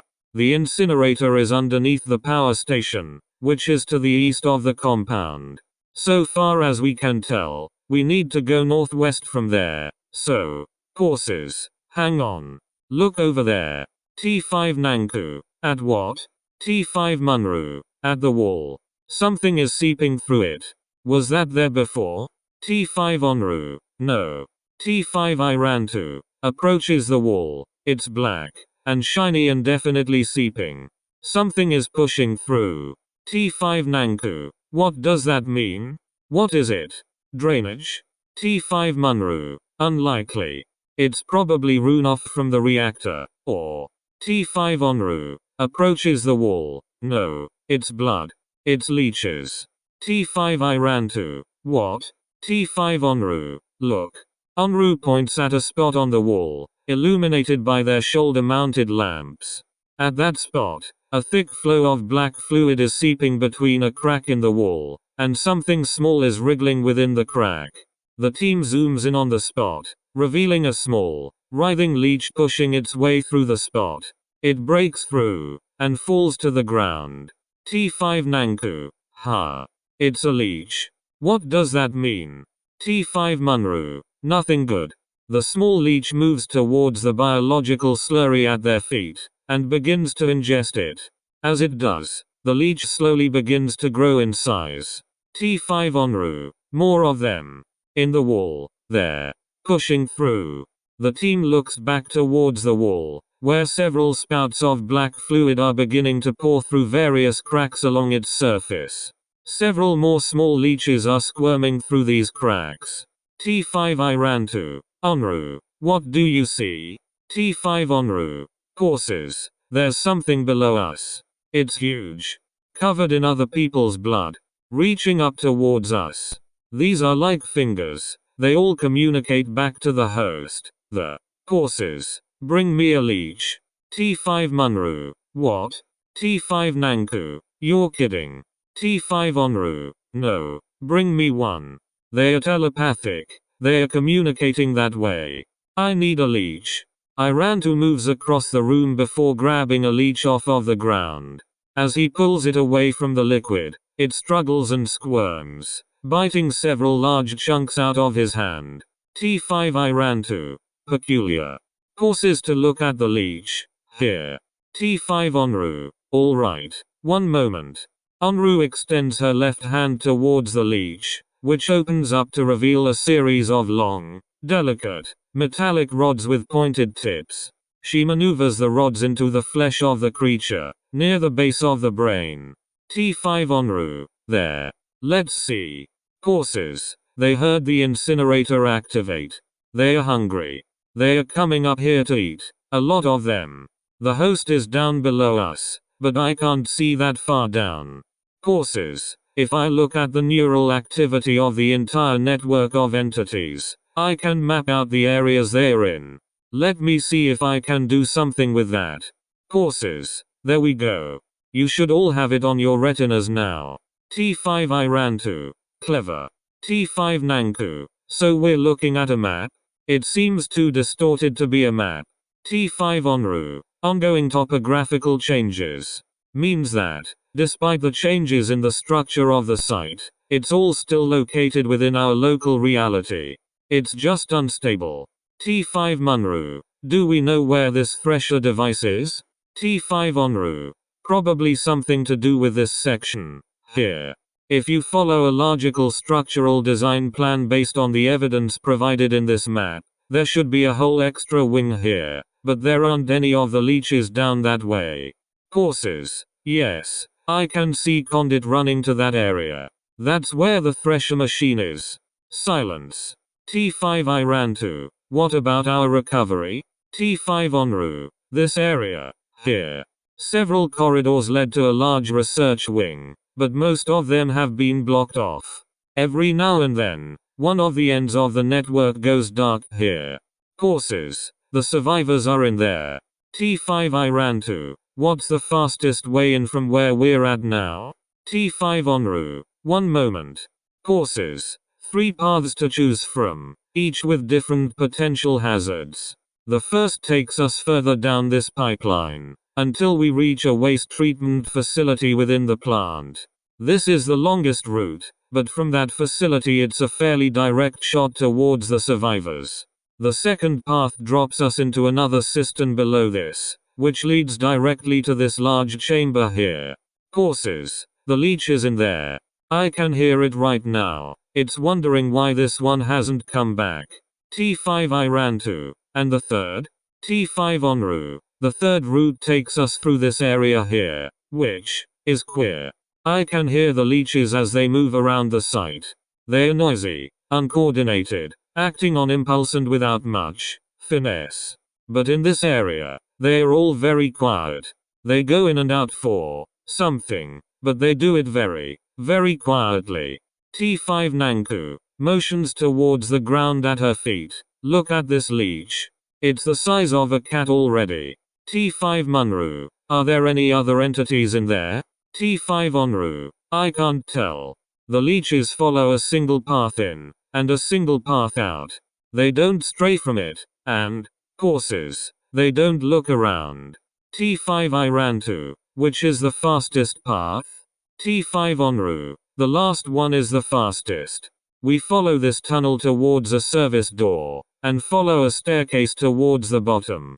Once we're there, there's another hallway off to the left that takes us past that area, or through it, maybe, and on the other side is the back entrance to our research wing.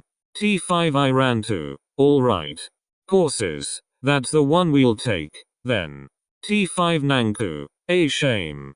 Here I thought we'd be shooting leeches.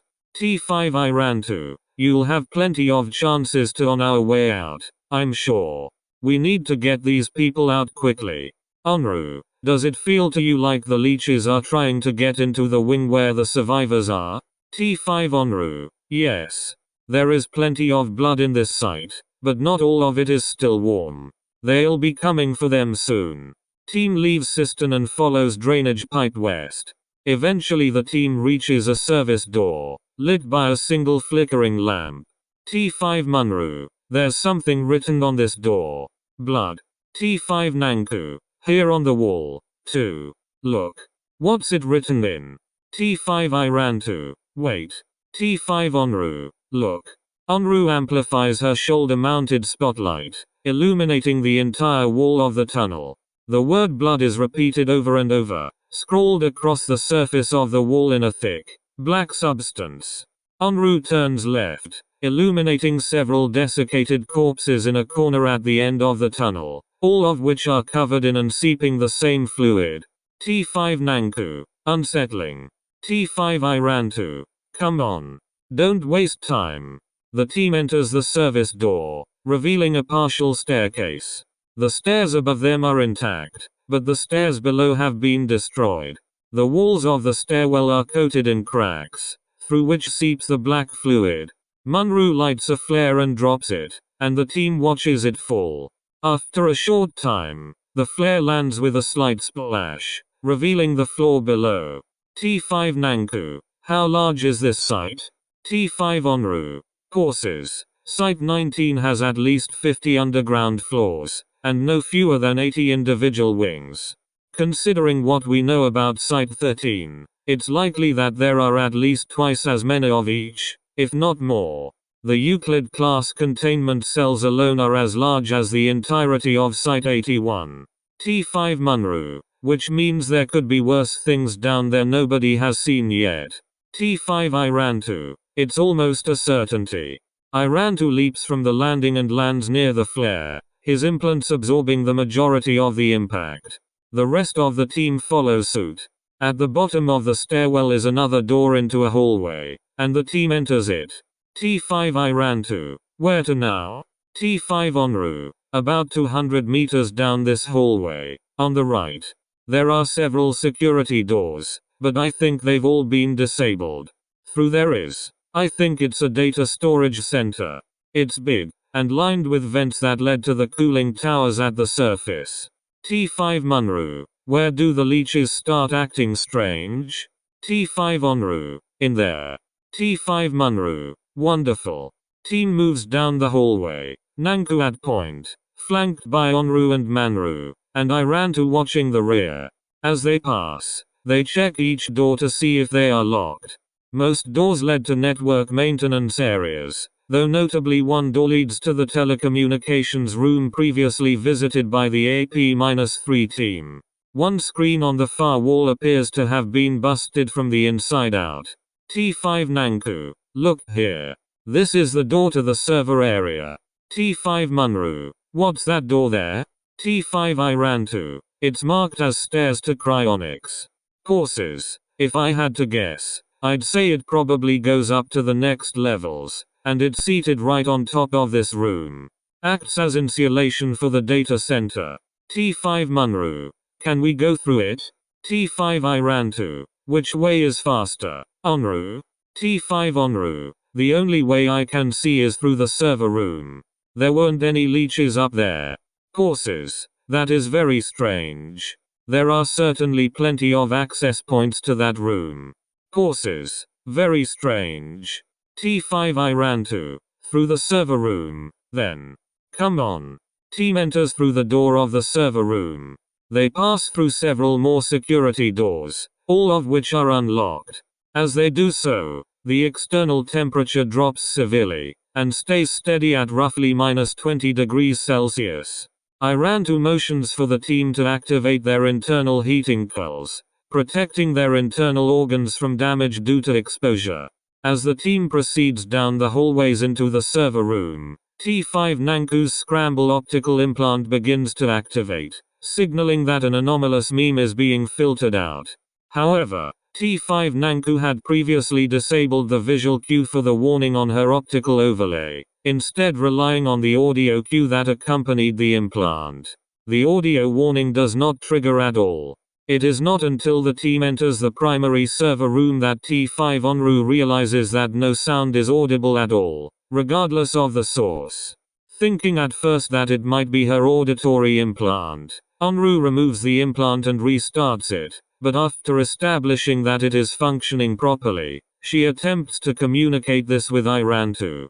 Irantu motions for the team to hold and attempt to discern the source of the anomalous influence.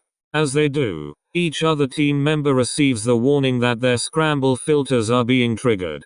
Munru motions towards the door they entered through, but Irantu motions towards the back of the server area, towards the research wing.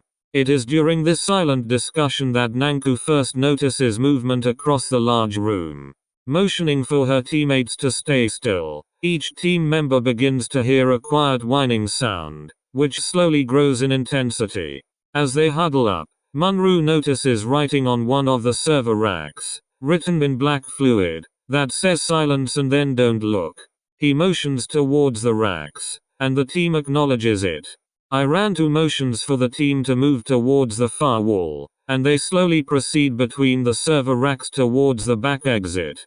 Suddenly, Onru catches a momentary glimpse of a large entity across the room, and stops her teammates from advancing. She looks around the corner, and sees the entity again as it comes back into view. The entity is a massive, multi-limbed figure. The primary structure of the entity is a floating, cross-legged, humanoid construct with 6 legs, 18 arms, and 36 forearms attached to 72 hands. Each limb moves independently, gesturing and posing in constant, sudden, jerking movements. The entity does not have a head, but instead has a large, flat, circular structure attached to its upper chest that is covered in a large number of symbols and glyphs, which glow with bright white light against the entity's dark gray-brown skin. On each of the entity's arms are a gold band, attached to a chain, which drags the ground when not being pulled around in one of the entity's gestures. The golden bands are etched with glyphs later identified as being powerful antikinetohazards 5, though the chains are broken and the antikinetohazards are inactive. Most notably, a single severely emaciated, severely chaired human figure is bound to the flat circular structure of the entity's head. This figure twists against its restraints, and appears to be screaming, likely the whining sound heard through the entity's muting kinetohazard 6. As the entity performs its gestures, the glyphs on its head illuminate rapidly, often causing burns where the human's skin comes in contact with them, creating further distress and increasing the volume of the whining. T5 Onru also notices that some aspect of the entity is creating a severe malfunction in her optical implants, singeing the circuits responsible for handling the scramble calculations. She looks away, ejecting the implants before they damage her retinas, and motions to the rest of the TAU-5 team to not look at the entity directly. The team acknowledges, and they continue to move forward. Suddenly, the whining becomes dramatically louder, and begins to draw closer to the team. Munro drops a proximity mine from his pack, and then another a short distance away. As they flee away from the entity, streaks of blue electricity begins to arc between the server racks, and the ground beneath them begins to shift as if it was made of sand. As Nanku threatens to fall into the ground, there is a muffled wave of pressure behind them as the first proximity mine detonates, and the ground solidifies. The team turns a corner, and the back entrance to the room comes into view. From above them, they can see a hole in the ceiling exposed to the cryonics laboratories, and briefly a complicated containment cell is visible, though it is thoroughly destroyed. The team moves swiftly towards the door, as white-hot glyphs begin to appear on the ground beneath them and in the air around them.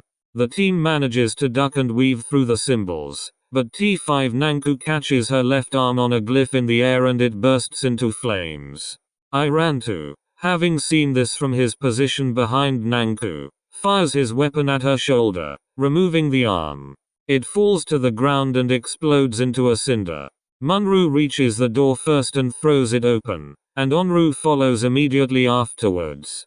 Nanku stumbles through, collapsing on the other side, and Irantu comes up last. Just before closing the door, Irantu turns to look at the entity closing in behind them, which at this point was a barely visible blur of gestures, fiery glyphs, and an inhuman whine.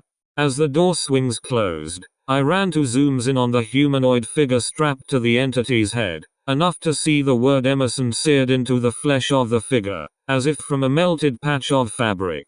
Irantu slams the door closed, and immediately ejects his optical implants. The team rushes down the corridor away from the security door, and slowly the sound of footsteps can be heard around them. They reach a large open space in between several hallways, and stop to catch their breath. T5 Munro, pauses, I don't believe I know how to respond to whatever that was. Courses. What was that? T5 I ran to. I have no idea. I've never seen anything like it. T5 Onru. There was a human strapped to its head. Did you see that? T5 Nanku. I did. I think it was shouting. Courses. And looks at the stump of her arm. I'll likely miss that arm later. T5 I ran to. You'll be alright. Just be careful. T5 Nanku. Scoffs. Like I needed it anyway. I've got another. Besides, Nanku swings her shoulder-mounted flamethrower to her left shoulder, and detaches it so it hangs below where her missing arm should be. What was I really going to use that arm for anyway? T5 I ran to. Noted. Courses everybody alright? T5 Munru. No worse for wear. T5 Nanku. I'm fine. T5 Onru. I'm alright, too. Courses we're here. Look. The team turns to see the hallway to their immediate east, which has been barricaded and filled with a substantial amount of explosives and incendiary equipment. T5 I ran to. Good. He approaches the barricade. Hello? This is TAU5 I ran to. Is anyone there? We're here to get you out. Hello? Silence. T5 Munru. Maybe we're too late. T5 I ran to. We're not too late. Hello? Is anyone there? Can you? There is a shuffling sound, and a large wooden crate is moved slightly. A dark face can be seen in the space between the crate and the wall. T5 Munru. Laughs. T5 I ran to. Captain.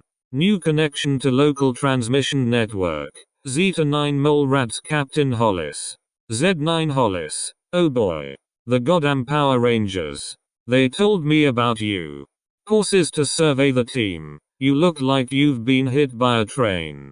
T5 Munru. Something like that. Z9 Hollis. Nods. Well, come on, then. We don't have much time left. Team moves towards the opening in the crates. As Munru and Nanku pass through, Onru pauses. I ran to notices this, and turns to look. T5 Onru. I ran to look. Leeches. Black cracks have begun to form on the walls of the atrium behind them, and wriggling black leeches start to fall out of them, accompanied by a thick, black fluid. T5 I ran to. Courses. Addendum 1730.9. Extraction log transcripts. Access Filoserv. S. 1730/recovery xlog 1 log. Extraction video log transcript. Date. Recovery Team. Mobile Task Force TAU-5 Samsara. Exploration Team. Mobile Task Force Apollo 3 Game Wardens. Exploration Team. Mobile Task Force Z9 Mole Rats. Subject. SCP-1730. Team led. T5 I ran to Z9 Hollis AP-3 Ross. Team members. T5 Munru. T5 Onru. T5 Nanku. AP-3 Houston. AP-3 Vigo. AP-3 Ahalo. Z9 Morris. Z9 Willow. Notes. The following is an audio-video transcript of an extraction and recovery mission carried out by the members of Mobile Task Force TAU-5 Samsara after having made contact with surviving members of MTF Apollo 3 and MTF Zeta 9. Aside from the members of the Mobile Task Forces, the team was tasked with recovering 27 surviving members of Site-13 staff, including Dr. Mohammed Scott, a Site-13 Assistant Director of Temporal Studies. Several of these individuals had sustained significant injuries, further increasing the difficulty of extraction efforts. Members of Mobile Task Force Alpha 20 Holy Divers were stationed above ground, and were prepared to move in to aid in extraction efforts once the recovery team had escaped the lower levels of the site. Begin log. T5 I ran to. Mix on. AP-3 Vigo. Are we really worried about recording all of this? AP-3 Ross. Hey Vigo. Shut the fuck up. Do what he says. Z9 Hollis. You're led. Power Ranger. T5 I ran to. Thank you.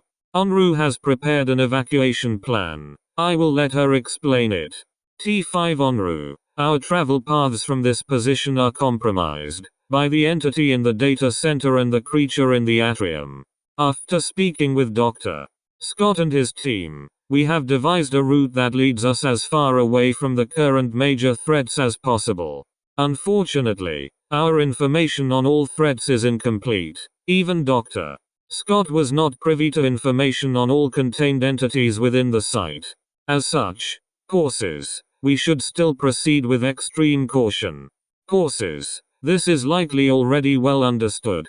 AP-3 Houston. Yeah, just a bit. Z9 Willow. Alright, so what's the route we're taking? T5 Onru produces a topographical map. Our entry routes are here and here. The largest obstacles we are experiencing currently are the spatial instabilities within the lower levels of this site. On the suggestion of Dr. Scott and Captain Hollis, our route will first travel to this section of the facility, where the thresher device is contained. This device is the cause of the instabilities, and while it is not possible to completely disable the device without risking our own lives or the lives of above-ground personnel, we should be able to reduce power to the device long enough for us to create a stable path to the surface. Following this route, here. Z9 Hollis. I got lost once shortly after our insertion and ended up in that room. I was attacked by a number of creatures that were difficult to perceive, likely due to some latent antimemetic effects. I was able to escape them, but they are no doubt still there. That machine draws a frankly impossible amount of energy from some energy source elsewhere in the site, and those creatures I saw feed off of it. So, there's that. AP-3 Vigo. Why don't we send a team ahead to disable the machine, and then meet up with them before heading up? T5 Iran 2. We will not have enough time, and the probability of our success drops dramatically if we split up our team. Once the device is powered down, it is likely that we will have less than an hour to make our escape before it trips its failsafes and powers back up again. We will just have to make our push from there, hoping that it buys us enough time. AP-3 Vigo. Alright. Cool. T5 Iran 2. Your assignments are as follows. TAU-5 will take point. Apollo 3 will take the right and left flanks, and Zeta 9 will take up the rear.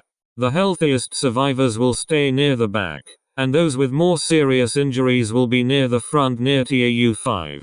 In the event that we are flanked or assaulted, follow typical multi-force defensive assignments, while allowing TAU-5 to intercept the higher threats.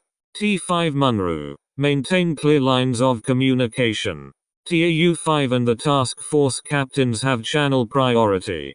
Keep chatter to a minimum. You will all have plenty of time to speak once we reach the surface. Z9 Hollis. Our priority now is extracting these people, and staying alive. Unless you're in Samsara, in which case I guess you guys are free to do what you want. For the rest of us mortals, it doesn't help us to let the Power Rangers get mulched, since we're likely shit out of luck if they go belly up. T5 Iran 2. Agreed. Does everyone understand our mission? All task force members are in agreement. T5 Iran 2. Acceptable. I will take point. We need to move quickly. Gather your things. Prepare the civilians. And we will leave shortly. Teams break to assemble in their formation. Civilian survivors are briefed on the mission plan, and positioned in the middle of the block. Z9 Willow. Captain. At the main door. There are leeches coming under the door. Z9 Hollis. Shit. Iran 2. We need to roll. T5 Iran 2. Agreed. Let's move out. Munru. Nanku. Collapse the main door.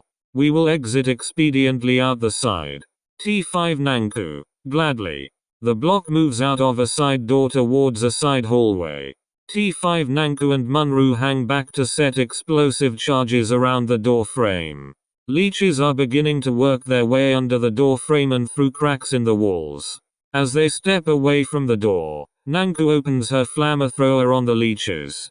T5 Munru. I cannot say that you are making a difference, Nanku. There are likely many more leeches elsewhere. T5 Nanku. This is very satisfying to me. Continues to burn leeches coming through the walls. It is delicious. Munru and Nanku move quickly to join the rest of the group, which has begun moving down the side hallway. As they pass through the first door, there is an explosion, and the building around them shakes. From beneath the group, a loud, uncanny screaming sound is heard. AP-3 Ross. Think they know we're moving? T5 I ran to. Undoubtedly.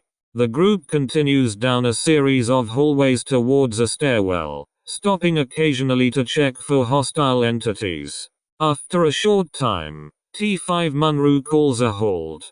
T5 Munru. My optics are pinging. Pauses. Strange. Move everyone back. I will scout ahead. T5 Munru comes around the corner of the hallway, weapon drawn. His scramble optical implant highlights a dangerous meme on the wall.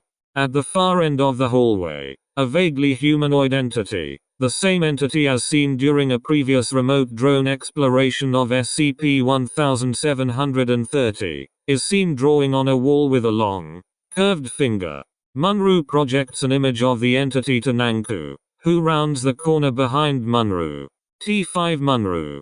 Hold. Suddenly, the entity turns towards Munru and Nanku and opens a single white eye, which is immediately processed and blocked by the scramble units. The entity begins to move very quickly down the hallway, changing dramatically as it moves. The entity becomes considerably larger, and its long robe flares out to either side, exposing additional hazards that are blocked by the scramble units. Munru and Nanku raise their weapons and fire. The creature reels backwards as it is struck by bullets, with large holes opening across its flesh. Munru reloads, loading incendiary rounds, and fires again, setting the creature on fire. As it staggers backwards, the entity begins to scratch madly against the wall to the right, seemingly attempting to dig through the wall away from the gunfire. Nanku takes one more shot, striking the entity in its eye and causing it to collapse onto the ground. T5 I ran to. Is everything alright? T5 Munru. It appears so. Suddenly, the hallway shakes violently. The floor beneath the collapsed humanoid entity crumbles and falls away, revealing a large hole beneath the floor. Within the hole is a long, slick, black creature covered in blood-red eyes with a mouth full of many rows of long, sharp teeth. As it bursts through the floor, a cascade of small leeches are propelled into the hallway. The humanoid entity slips through the destroyed floor and falls into the mouth of the large creature, which lets out a loud scream as it devours the entity. Long, wet appendages snake into the hallway as Nanku and Munru begin to retreat. Nanku opens her flamethrower again, warding off the approaching smaller leeches. Z9 Hollis. What's going on? T5 Nanku. We will need to find a different route. Quickly. T5 I ran to. Follow me. The group moves past the collapsed hallway as Munru and Nanku provide cover fire. They pass through a custodial dormitory and exit into a maintenance area behind it. T5 Onru. Over there. We can take this path towards the machine. T5 Munru. We are right behind you, but I am beginning to think this creature is far larger than we anticipated. Gunfire. T5 I ran to. Onru. Take the point. We will move now. Team moves down the long maintenance hallway. The hallway curves to the left, opening out into a large space full of loading equipment and machines. Several large loading docks are visible in the back of the room, though each one is collapsed and destroyed. Z9 Hollis. I ran to. The walls in here are seeping. We can't stay here long. T5 I ran to. One moment. Munru. Nanku. How far back are you? Silence. T5 I ran to. Munru. Nanku. Please report. T5 Munru. I ran to. Nanku is damaged. We are not going to be able to gunfire rendezvous with you immediately. Onru. Do keep us updated on your position, and I will let you know when we can regroup. T5 I ran to. Understood. The group moves to the far end of the maintenance warehouse, exiting through a pair of doors leading into a staff break room. Black fluid seeps through the walls. The group has to stop briefly to bandage up a survivor whose wound had begun bleeding again. A loud screeching sound is heard nearby, and the group begins moving again. They enter into another hallway leading in the direction of the Thresher wing. As they move through the hall, Onru hears a distinct sound. T5 Onru, I ran to. Wings. T5 I ran to. How many? T5 Onru. Horses many. More than I can count. They are very small, but there is a great multitude of them.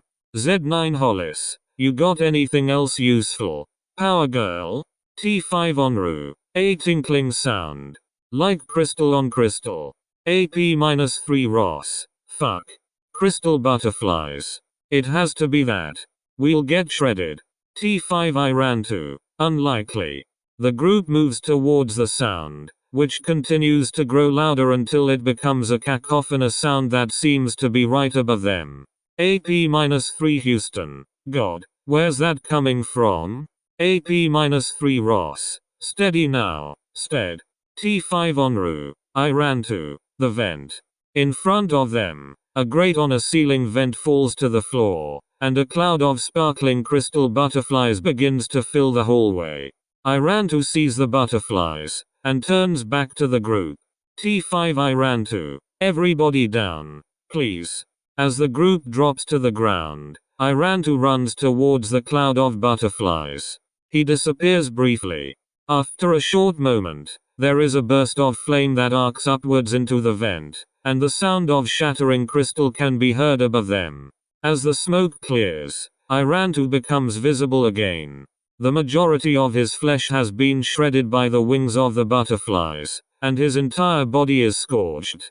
Significant amounts of flesh hang loose from his body. The skin on his back is blackened and blistered, and a thick metal implement is now visible through the scorched flesh. Onru stands and approaches him. T5 Onru, are you able to continue? T5 Irantu, of course. AP-3 Houston, Jesus fucking Christ, man, are you alright? T5 Irantu, yes. Why wouldn't I be? The group moves through another hall seeping with black fluid, and then another, but the third hallway is clean and relatively untouched. They ascend a short staircase before coming to a stop before a thick, vault door. Z9 Hollis, the machine is behind this door. I came out this way, but the door sealed behind me. I don't know how to unlock it. T5 Irantu, Dr. Scott, do you know how to open this door? Dr. Mohammed Scott, audible through Z9 Hollis mic. No, I never had access to this chamber. T5 Onru, I was hoping Munru would be here. I do not think I can open this door. Suddenly, there is a resounding click, and the door in front of them slowly opens. A monitor next to the door illuminates, and a dark room is visible on it. In the back of the room, hidden in shadows, an indistinct humanoid entity waves. A harsh, electronic static sound, vaguely reminiscent of laughter, can be heard through an unseen loudspeaker. Unidentified figure. Hee hee. Hee ha. You're welcome. Hee hee. Oh, as if in pain. Tanny. Oh Tanny, it's so long down here with us. It's so long and sharp. Tanny. Why did you make me hurt? Hee hee. Oh. Voice fades as the screen is covered in static. The screen powers off. AP-3 Ross. That's a pretty fucked up clown. T5 Irantu. Come. Hurry. The group enters the chamber beyond. The room is very dark, with a multitude of dim, green lights visible on the walls of the room. Based on the luminescence of the lights and the apparent distance of them from each other, the room appears to be several hundred meters in diameter. Near the back of the room, a tower of circling green lights is visible. Z9 Hollis. Hey. Power Rangers. Can you see anything in here? You have dark vision or something? Yeah? My visor is shot. T5 Irantu. Onru and I were forced to eject our implants after they were damaged by a powerful mimetic entity. AP-3 Ross. My visor works. Hang on. Horses. Alright. So there's a Some kind of machine near the back of the room, under those lights. I can't really make any of it out from here, but it's there. I don't see. Oh shit. Yeah, I do. On the ceiling. There are a lot of those things. Z9 Hollis. What are they? AP-3 Ross. Whispering. I honestly don't know. I can't make them out. They are definitely fucking with perception. I don't think they've seen us. Seriously though, there might be 500 of these things. T5 I ran to. That would be more than Onru and myself can deal with. Courses. We need to make a decision. Either attempt to disable the machine without attracting their attention, or find a way to dispatch the creatures. Courses. I am, of course, willing to accept ideas. AP-3 Vigo. I mean, we could blow them up. Houston has explosives. Courses. That's a lot of them to try and get all at once, though. Z9 Morris. Hang on. They are feeding on the power from this thing, aren't they? Why don't we try and get that machine to draw a lot of power to some unnecessary system first, and shock them? Like flexing when a mosquito bites you.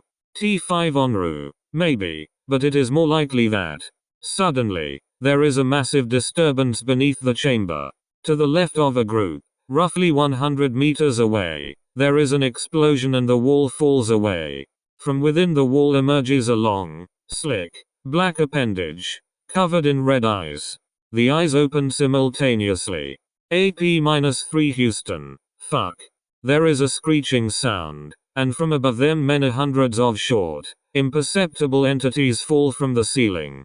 The black entity in the wall begins to lash out at the smaller entities, attempting to pull them in towards a mouth that has appeared on its front. The creatures fly towards the larger creature and begin to tear at it with claws, though many are shoveled into the open mouth of the creature. T5 I ran to. Ha. Courses. That works as well. Onru, get to the machine. The rest of you, get back to the hallway. We will not have much time. The group retreats into the hallway outside of the large room. Onru sprints across the chamber as more and more of the smaller entities fall from the ceiling and attack the black creature. Several of them begin to move towards Onru, only to be dispatched by weapon fire from Irantu. As she reaches the manual control panel of the machine, Onru inputs the information provided to her by members of Dr. Scott's team. Lights around the room illuminate, exposing an enormous, vastly complicated machine that encompasses the entire back wall of the room. More and more of the hostile entities peel off towards Onru, who pauses to open fire on those who come too close. From beneath the room there is another disturbance, and the floor in the middle of the room falls away. Another long, black entity emerges from the hole in the floor and long tendrils snake out towards Onru. From behind Irantu comes gunfire, and the entire AP-3 team has emerged from the door and begun firing at the entity. The creature recoils, black fluid spilling from gunshot wounds. The tendrils whip around towards them, gripping AP-3 Vigo and tossing him into the air. He strikes the wall and his body falls to the ground, where the first black entity grabs it with a tendril and pulls it into the mouth. Suddenly, small black leeches begin to pour from the hole in the floor, and move quickly towards Irantu. Houston and Ahalo open fire on the leeches, and Ross moves to pull Irantu away from the hole. As he does, he tosses an incendiary grenade into the hole and pulls Irantu to the ground.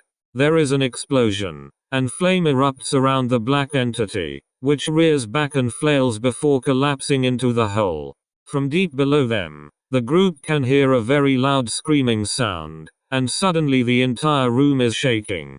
The other black entity retracts into its hole, collapsing the wall behind it as it does. The remaining creatures from the ceiling are dispatched by the AP-3 and Z9 teams. As they do, and as the room begins to shake more violently, several lights affixed to the machine in the back begin to flash and then dim, and the sound of something winding down is heard over the gunfire. AP-3 Ross. Fuck. Goddammit Vigo. Fuck. T5 Onru approaches from across the room. T5 Onru. The loss of vigor is disappointing. I am sorry. We do not have a substantial amount of time to grieve. We must keep moving. Onru, Ross, Houston, Ahalo, and I ran to leave from the chamber. More rumbling is felt beneath them, and occasional loud screeching sounds punctuate the machine noise from this section of the facility. They reach a stairwell, and Houston throws the door open. AP-3 Houston. Whoa. Fuck. What? T5 I ran to. What is the matter? AP-3 Houston. There's nothing here. The door just opens up into nothing. It's just dark. As far down as I can see. T5 Onru. It is likely that disabling the thresher device has altered our previous escape route. We will need to devise another path to the surface. T5 I ran to. Yes. One moment. Pauses. Munru. Where are you? T5 Munru. Difficult to say, unfortunately. Have you powered down the machine? T5 I ran to. We just did. T5 Munru. Fine timing, then. We were being pursued by a creature and then suddenly there was a wall where the creature had been. The local topography appears to have reset itself. T5 I ran to. Stay in one place. We will come to find you. Our escape begins now. T5 Munru. Fantastic. The main group leaves the empty stairwell and turns back down the hallway they came through. Passing by the thresher access hallway again, they turn and begin to climb another staircase. As they reach the top, I ran to pauses. The hallway in front of them is covered ankle high in water. As they begin to move slowly through the water, one of the researchers behind them screams. T5 I ran to. What is it? Researcher. Bodies. Look.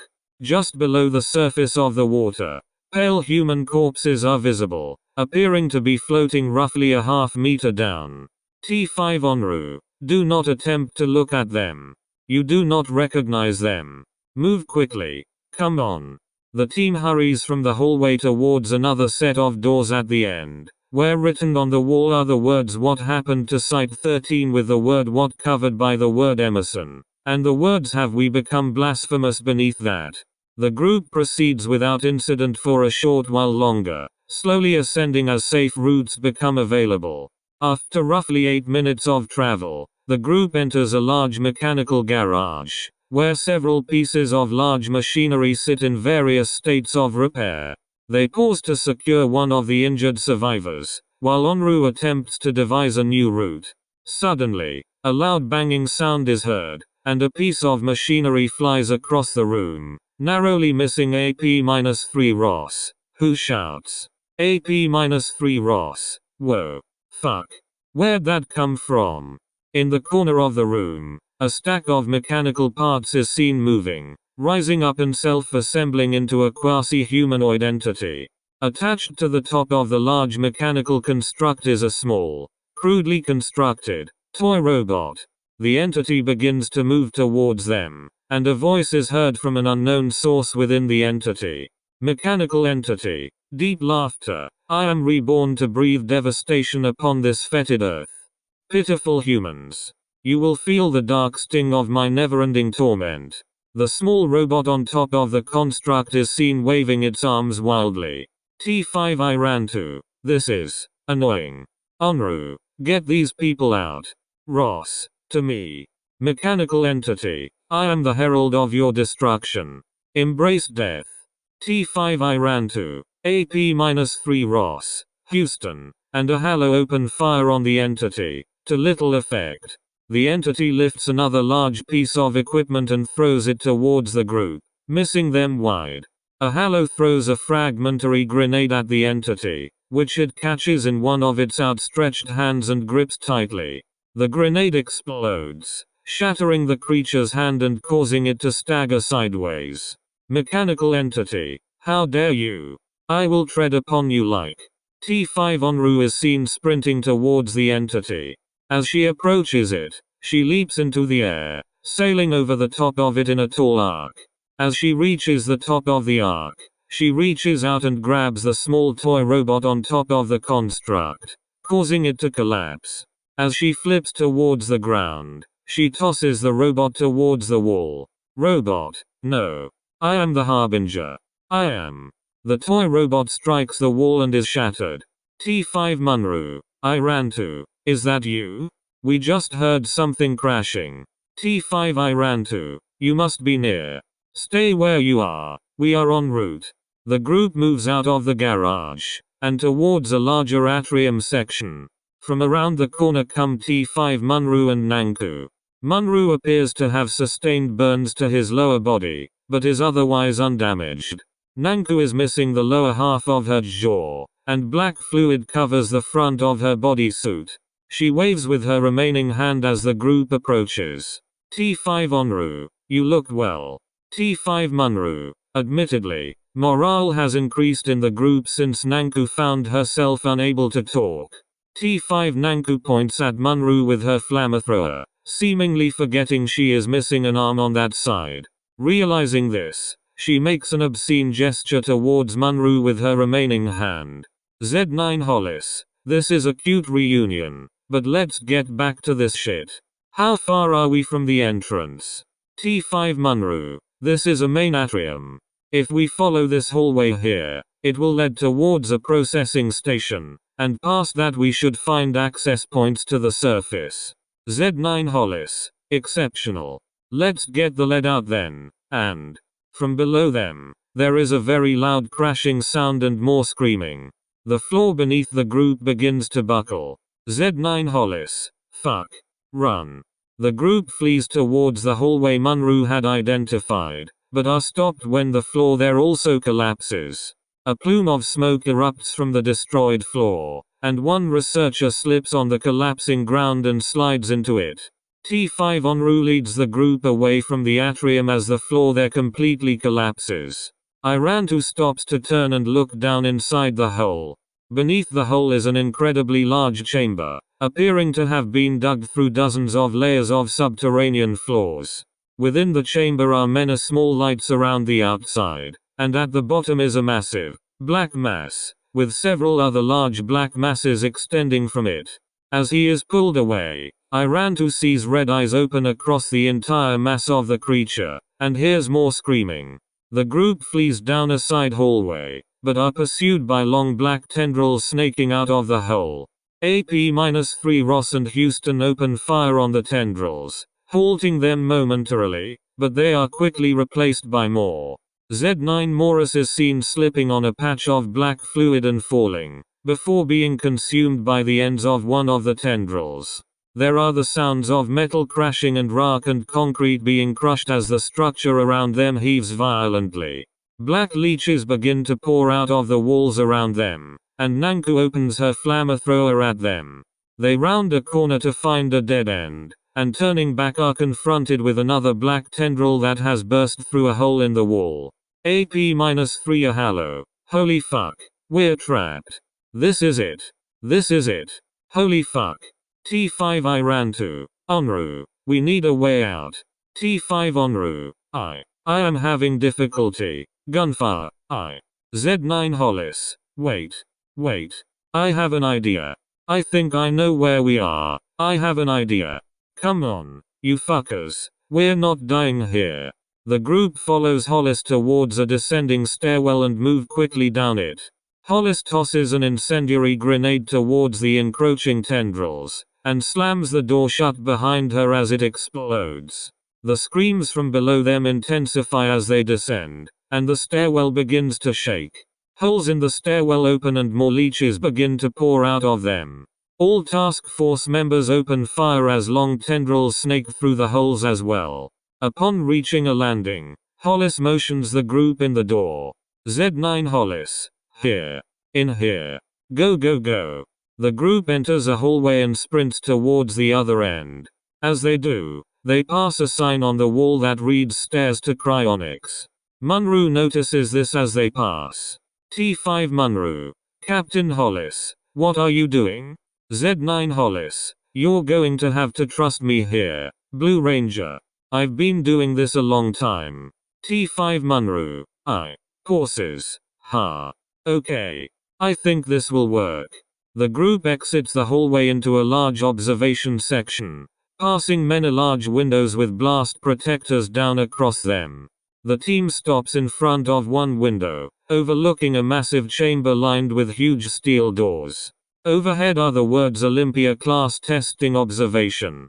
T5 I ran to. Hollis, what do you have in mind? Z9 Hollis. Call it a hunch. We need to get downstairs. Come on. The group runs towards a stairwell at the end of the room and quickly descend to the main level of this wing. As they exit onto the floor of the Olympia-class containment chamber, the wall behind them begins to buckle, and leeches begin to pour out of it. Z9 Hollis. Pink Ranger, that panel over there. You need to get that door open. T5 Onru. What? Z9 Hollis. I said open the goddamn door. Hurry. What the fuck are you waiting for? Go. T5 Onru runs towards a control panel near one of the tall steel doors. The wall behind them continues to buckle. Z9 Hollis. Munru. That one. Get that one open too. T5 Munru. Yes, absolutely. T5 Munru attempts to access the door controls. Z9 Hollis turns towards the group. Z9 Hollis. Everyone else. Listen to me. You civilians need to get to the far end of this room, as far as it goes. Just keep running. There's an access point to the power station above this part of the facility. You need to just keep climbing until you get there. Once you're there, you need to blow a wall. That'll get you out. But you need to hurry. Shit is about to pop off in a pretty major way down here. Ross, you and your boys just fire at anything that comes out of that wall. I'll tell you when we can go. I ran to. You stay with me. This is going to get pretty messy. T5 I ran to. Understood. Z9 Hollis. Alright. Horses. Fucking go. Come on. The group flees down the main pathway through the chamber, away from the buckling wall. Behind them, the wall finally gives way, and a gargantuan, black, slick entity pours into the chamber. It is at least 200 meters in height, covered in black tendrils and dark red eyes. When it sees the group, it opens a massive mouth full of rows of long yellow teeth. In the center of the mouth, a naked human woman is visibly conjoined in some way to a sort of prehensile tongue with the creature. As it opens its mouth, it lets out a piercing scream and begins to move towards the group. Every available task force member opens fire on the creature, emptying their remaining magazines and throwing every possible incendiary weapon towards it. The creature is deterred slightly, but for every place it is pierced by weapons fire, black fluid and more black leeches begin to pour from its body. Several long tendrils begin to snake towards the group of task force members. T5 Onru. I have it. Captain Hollis. Z9 Hollis. Come on, then, girl. Throw the fucking thing. T5 Onru steps away from the control panel and runs back towards the group in the middle of the chamber, as a loud groaning is heard behind her. The rest of the team sees the huge metal doors begin to slide open. A thick cloud of ice-cold fog rolls out of the chamber, obscuring the interior from view. AP-3 Ross. What's in there? Z9 Hollis. Munru. You got yours? T5 Munru. Hang on. Horses, yeah. I think that will do. Suddenly, the door behind Munru begins to glow bright red, then white, and then the center of it buckles and the door collapses. As Munru hurries away, a colossal, motionless, flaming humanoid entity floats out of the chamber. In its unmoving hands is a huge sword. As it exits the collapsed doorway, enormous, flaming wings unfurl from its back. The black creature screams, and its tendrils begin to lash at this creature. As the tendrils come close, long streaks of fire erupt from the sword towards them, rupturing them and sending black fluid and scorched leeches flying across the room. The massive black creature screams, and dozens of other tendrils fly towards the flaming humanoid. As the two engage, there is another sound, like a long whining, and then suddenly the room is silent. From within the cold, foggy room, a towering, vaguely servine creature steps out into the main chamber. It is composed of a body covered in light green and cream-colored hair, a long, thin neck ending in a hairless, somewhat humanoid face, and vast, intertwined white and black antlers that pulse with streaks of blue light. Floating above its head are 9 concentric rings of glowing, rotating crystals and metallic spheres. The creature slowly steps out of the containment cell and turns to look at the team on the ground below. It opens its mouth and a long, droning sound is heard through the room. Around its body, several large, metallic, cylindrical structures appear, followed by a distinct cracking sound. It begins to step towards the team of task force members, but is struck from behind by 3 black tendrils that wrap around its neck. The creature lets out another drone, and suddenly the sound returns to the chamber as long streaks of fire arc across the space. The cylindrical constructs turn lengthwise and speed across the room towards the black creature, striking it in its central mass. From all around the servine entity, more and more metallic spheres appear and fly towards both the black creature and the flaming humanoid, which in turn begin to attack each other. Z9 Hollis. Fucking yes. Go get em, big guy. To the team. Time to fucking go, kids. Let's go. The team begins to sprint after the group of civilians towards the far wall, as jets of fire strike the ground around them. T5 Nanku catches the end of a dismembered black tendril in her shoulder, throwing her off balance. She falls to the ground, firing openly with her weapon as she is engulfed in fire. AP-3 Houston pauses briefly to turn towards her, but is grabbed by Irantu. T5 Irantu, we do not have time. As they near the group of survivors, all of whom are huddled near an exit door at the end of the chamber, there is a crashing sound, and they turn to see the servine entity standing up from where it had been thrown across the room. The black creature whips at it as more metallic spheres appear and arc back towards it. There is an eruption of fire as the flaming humanoid is struck by another several tendrils, which try to pull the humanoid towards the mouth of the black entity. The team reaches the survivors, and quickly exit through the door. The group begins to quickly ascend the staircase within. Z9 Hollis. Alright. Just like I said. Up. We need to go up. Over. A long, thin metallic cylinder crashes through the wall of the stairwell, narrowly missing one of the researchers and Dr. Scott. A second cylinder comes through the wall, striking Irantu and obliterating him as it contacts the wall behind him. As the group continues to ascend, fire fills the stairwell below them, and another long, loud, droning sound can be heard, followed by silence, and then followed by a thick bursting sound that shakes the entire facility. The group reaches a landing, and begins to move towards another staircase at the end of the hallway. Z9 Hollis hangs behind. T5 Munro, what are you doing? Z9 Hollis, giving you some more time. And, something else, I think. Get these people out of here, go. T5 Munro, I can stay behind. Hollis, your life is finite.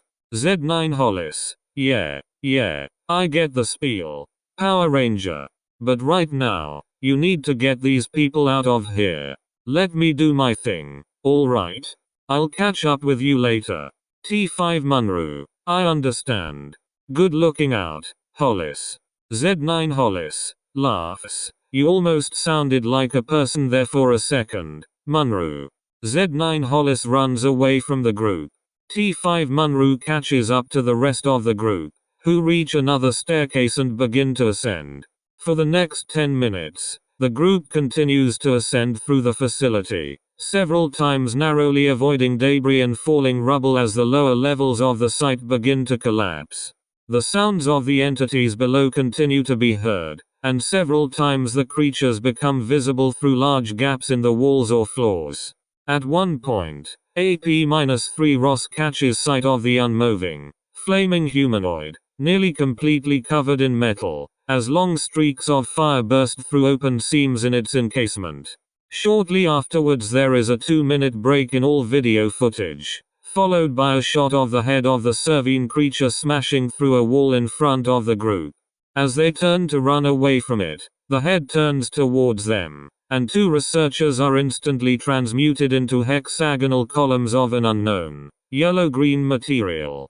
After a short time longer, AP-3 Ross picks up a signal from Site Command. Site Command. Team Lead, this is Site Command. Do you read us? AP-3 Ross. Holy fuck. Yes. Yeah, I do. Do you hear me? Site Command. We do. You have appeared on our geolocating systems, Ross. You're not far from the exit. Where is Captain Hollis and I ran to?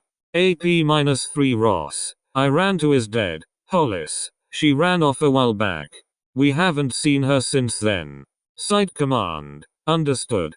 What about the rest? AP-3 Ross. We've suffered some casualties. Some gunfire. Fuck. We lost a few of the civilians. And Vigo and a few others. It's really bad in here right now. Command. We're going to need all the help we can get. Munru. Where's Onru? T5 Munru. She. Oh.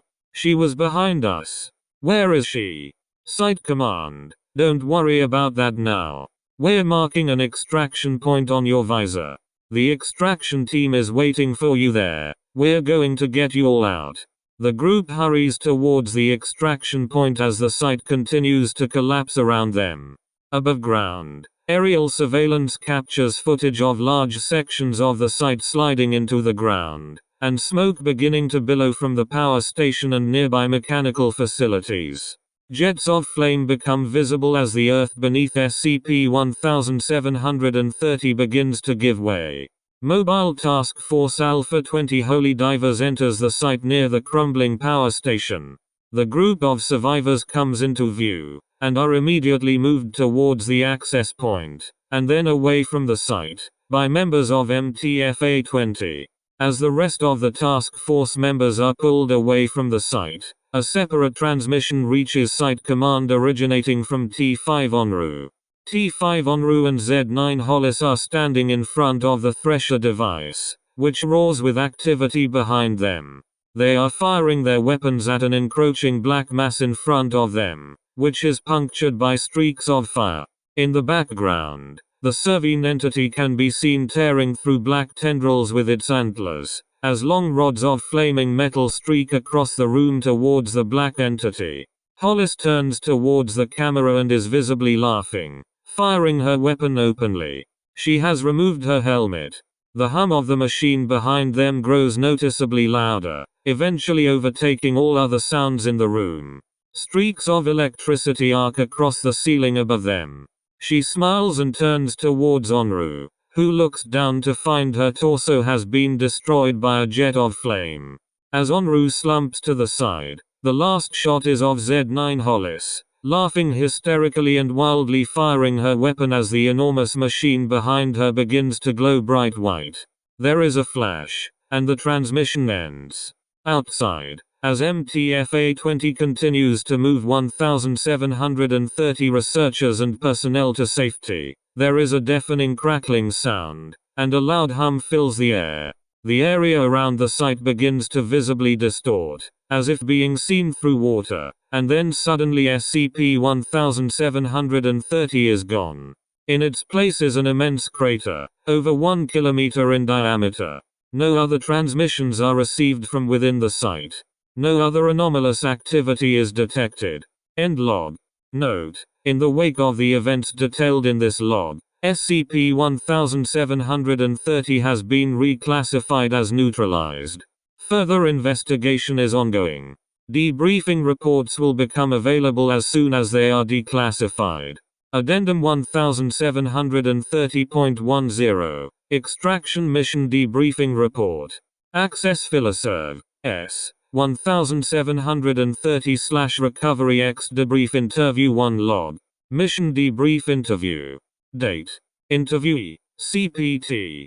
Ephraim Ross. Mobile Task Force Apollo 3 Game Wardens Team Led. Interviewer: Dr. Peter Vincent. Mission Debrief. SCP-1730 Extraction. Subject: SCP-1730. Notes: The following is an audio transcript excerpts of an interview conducted by Provisional Site-13 personnel regarding SCP-1730. The information contained in this file is unconfirmed and under further review. For the full file, please contact the Information and Records Administrator at Site-17. Begin log. Dr. Vincent. Please state your name for the transcript. AP-3 Ross. Captain Ephraim Ross. Mobile Task Force Apollo 3. Game Wardens. Dr. Vincent. Thank you. Captain Ross. All right. Let's see. Your team was directed to infiltrate SCP-1730 and search for the source of the radio signal we were receiving. Is that correct? AP-3 Ross. It is. Dr. Vincent. Tell me about your initial incursion. AP-3 Ross. You've listened to the logs? Dr. Vincent. I haven't myself. Number. They are still being processed. AP-3 Ross. Courses. It wasn't good in there. Best I can tell, wherever Site-13 came from, they were using it as a sort of end-of-the-line processing facility. Every so often we'd see placards up on these containment cells about how certain things were due for termination. Judging by what the SAMZERA team saw, that was about the case. They were bringing in anomalies, doing some invasive investigations to them, and then destroying them. Dr. Vincent, what sort of anomalies were being housed there? Could you tell? AP-3 Ross. I mean, shit. It was really hard to tell. Somewhere along the line the power had gone out, and it had gone all Jurassic Park in there. Of just what we encountered, there was some kind of encroaching blackness that fucked up Houston's legs. And, have you seen Houston? Is he alright? Dr. Vincent. He's being looked at by medical right now. They are going to bring him over here soon. I think he's probably alright. AP-3 Ross. That's good, yeah. I mean, but other than that, there was also this thing. I don't know if it was a person or not, but it sort of bent space around it. And Noah. Courses. Dr. Vincent. It's okay. We can. AP-3 Ross. No. This needs to be done. Courses. We took some losses on all of the teams. It was bad. Based on what we saw at the end, it could have gotten a lot worse, too. Dr. Vincent. At the end? AP-3 Ross. You didn't see it? No, you haven't seen the video. They had these cells down below the site. They must have been the size of a football stadium each.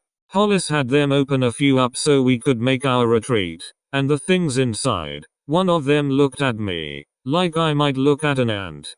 It was like a god, and they had them in boxes. I counted 20 of those cells, but that chamber went on a lot further past what I could see.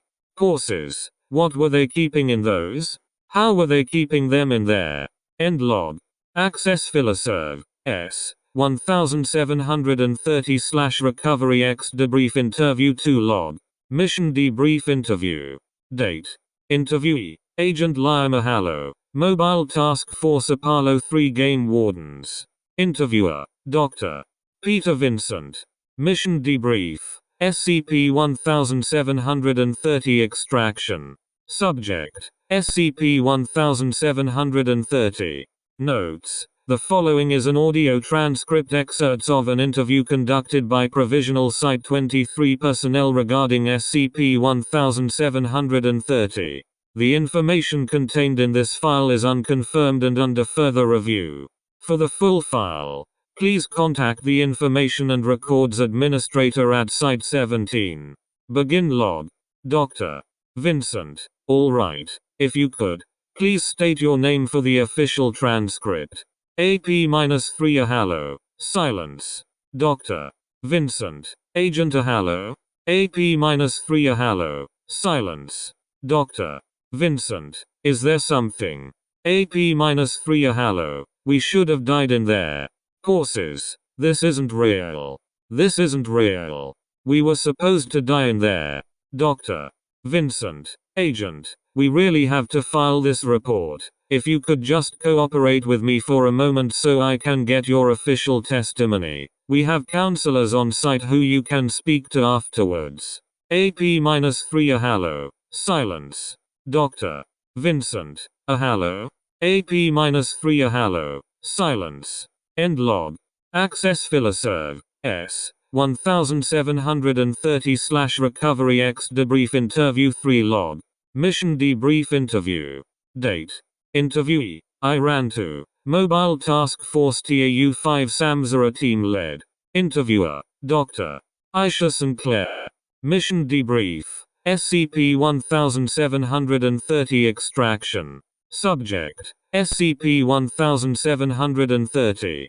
Notes. The following is an audio transcript excerpts of an interview conducted by a member of the Mobile Task Force TAU-5 research team regarding SCP-1730.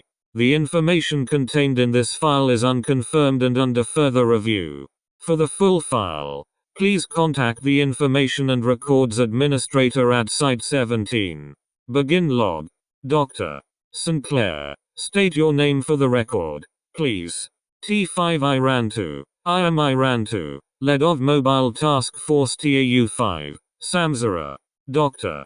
Sinclair, in your own words, please describe the events that took place while you were within SCP-1730. T5 Iran 2. Of course. The TAU-5 team inserted into SCP-1730, and began to move towards the source of the broadcast. UNRU was able to track the location of the survivors, and plotted a course towards them that would expose us to the fewest spatial hazards possible. Several times our course had to be adjusted due to unforeseen obstacles, but nothing that we were not able to overcome. Shortly after rendezvous with Captain Hollis and the survivors, our extraction efforts led us through the section of the facility containing the thresher machine, which we believe is what resulted in SCP-1730's existence within our universe. Shortly thereafter, during our retreat, I was terminated. Dr. Sinclair, I see. As for Agents Morris, Vigo, and the others, T5 Iran 2, they were also terminated. Dr. Sinclair, terminated? T5 Iran 2, expired. Succumbed to their injuries. Dr. Sinclair, I know what it means. Iran 2, I can't help but feel as if you feel good about this. T5 Iran 2, I feel neither good nor bad, only satisfied at the outcome. Dr. Sinclair, courses, what? T5 Iran 2, our extraction mission was a success. With minimal loss of life, our team was able to infiltrate an extremely hazardous and volatile spatial anomaly and extract several high-value persons of interest. Dr. Sinclair, silence. T5 Iran 2, I do not know what else you would like me to say. We were exposed to a number of dangerous anomalies and were able to successfully carry out our mission. There were regrettable losses of capable and experienced personnel, but not outside of our margin of error. On the contrary, our team performed better than our preliminary models predicted. Dr. Sinclair, I see. Courses. Thank you, Iran 2. I will be sure to include your remarks in the report. T5 Iran 2, you are welcome. Courses. As is required by Cooperative Mission Protocol, I would like the opportunity to debrief with Zeta-9 Captain Hollis. Dr. Sinclair, Captain Hollis was killed within SCP-1730. T5 Iran 2, silence. Dr. Sinclair, Iran 2, T5 Iran 2, regrettable. Captain Hollis expressed great resilience in the face of near-certain failure. Courses. As protocol dictates, I will file my report instead with Captain Hollis assigned Site Administrator's office. Thank you for your time, Dr. End log. Access Filoserv. S. 1730/recovery medics 1 log. Medical examination interview. Date. Interviewee. Agent Cotter Houston. Mobile Task Force Apollo 3 Game Wardens. Interviewer. Dr. Ian Harris. Mission debrief. SCP-1730 Extraction. Subject: Agent Cotter Houston. Notes: the following is an audio transcript excerpts of an interview conducted by Provisional Site-13 personnel regarding SCP-1730. The information contained in this file is unconfirmed and under further review. For the full file, please contact the Information and Records Administrator at Site-17. Begin log. Dr. Harris. All right. First off, I need your name for our logs. AP-3 Houston. Sure. I'm Cotter Houston, member of the Apollo 3 team. Dr. Harris. Good. Now, Agent Houston, describe to me your affliction here, as much as you can. AP-3 Houston. Well, I'm sure it's pretty clear, but I don't seem to have shins anymore. There's a line where the thing that covered them up came up to, and you can sort of see the inside of the leg there, like it's been replaced with a flat piece of glass or something, but I can still, I can still walk. It doesn't really feel like I'm missing anything down there, it just looks like it. And you can sort of run your hand through where they should be, obviously, because they're not there, but I don't feel that, either, so yeah. Dr. Harris, I see. What can you tell me about this material you said you stepped in? AP-3 Houston. Fell in, actually. Or rather, I tripped, and it sort of just kept coming. It was shit. We opened a door, and it looked like there wasn't anything on the other side of it. Then it started to, rise through the door, and up the stairwell. You ever played video games? It was like some sort of graphical glitch. It wasn't rising fast or anything, just steady. We eventually got to a door, but that was after I fell, and then this. Dr. Harris, can you tell me anything about the initial sensation? AP-3 Houston. Initial sensation? Dr. Harris, did it hurt? AP-3 Houston. Oh, no. I mean, I didn't realize what was happening at first. Everybody else was panicking, and then I looked down and saw they were gone and I started panicking. But, I mean, obviously I was alright. It never hurt. Number. It just feels normal. Courses. Well, not normal. It's obviously weird. My legs are missing, and I think I might be in shock. But, every now and then, I can sort of feel something sort of brush past them. Dr. Harris. Brush past them? AP-3 Houston. Yeah. I mean, the parts that are missing down there. I thought I was imagining it at first, like guys who have phantom pain, but it's, I mean, I can actually feel my legs, so I don't think it's that. It's like there's something sort of furry and kind of wet that just barely brushes past them. Who knows? End log. Access Filoserv. S. 1730/Recovery X Debrief Interview for log. Mission Debrief Interview. Date. Interviewee. Munro. Mobile Task Force TAU-5 Samsara. Interviewer. Captain Elliot O'Neill. Mobile Task Force D-26 Time Cops. Mission Debrief. SCP-1730 Extraction. Subject. SCP-1730. Notes. The following is an audio transcript excerpts of an interview conducted by Provisional Site-13 personnel regarding SCP-1730. The information contained in this file is unconfirmed and under further review. For the full file, please contact the Information and Records Administrator at Site-17. Begin log. CPT. O'Neill. When did you lose track of Captain Hollis? T5 Munro. In the chaos of our retreat, Captain Hollis was separated from us. I do not know when. CPT. O'Neill. Munro. Your camera was undamaged. We know you spoke to her before she left. T5 Munro. Damn. Courses. I am not very good at that. CPT. O'Neill. Why didn't you keep her from leaving your group? T5 Munro. Courses. I only knew Captain Hollis for a handful of hours, but in that time she proved to be an experienced and capable agent. I assumed that any decision she would make in regards to her own personal behavior would be made with her experiences and training in mind, both of which exceeded my own. Additionally, she outranked me. CPT. O'Neill, your mission parameters forbade you from allowing other team members from putting themselves in harm's way, and required that you do everything you could to mitigate loss of life. How do you reconcile your actions with those requirements? T5 Munro. Technically speaking, nothing I did allowed Captain Hollis to put herself in any danger. I could not foresee the outcome of her actions, and used my best judgment to justify my own. For all I knew, she could have been moving to a safer location. CPT. O'Neill. Away from the group? T5 Munro. It would be illogical to assume that an agent with her level of experience would purposefully endanger themselves in an unpredictable situation. CPT. O'Neill. And you believe your justifications are an acceptable interpretation of your mission protocols? T5 Munro. Of course. CPT.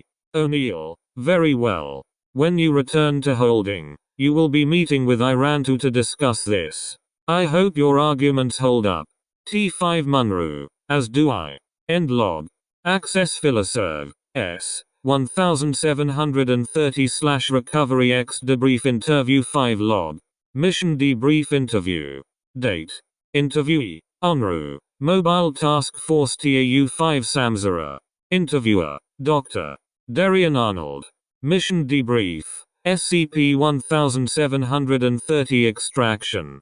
Subject. SCP-1730. Notes. The following is an audio transcript excerpts of an interview conducted by a member of the Mobile Task Force TAU 5 research team regarding SCP-1730. The information contained in this file is unconfirmed and under further review. For the full file, please contact the Information and Records Administrator at Site-13. Begin log. Dr. Arnold. Why did you pursue Captain Hollis? T5 Onru. I believed I understood Captain Hollis' intentions before she left the group, based on her discussions with the team leads before we began our extraction. I feared that she might have not been capable of returning along our previous course without my assistance. Dr. Arnold. Your recording equipment went dark for a long period before becoming active again in the Thresher area. What happened during that time? T5 Onru. Silence. Dr. Arnold. Onru. I am going to need an answer.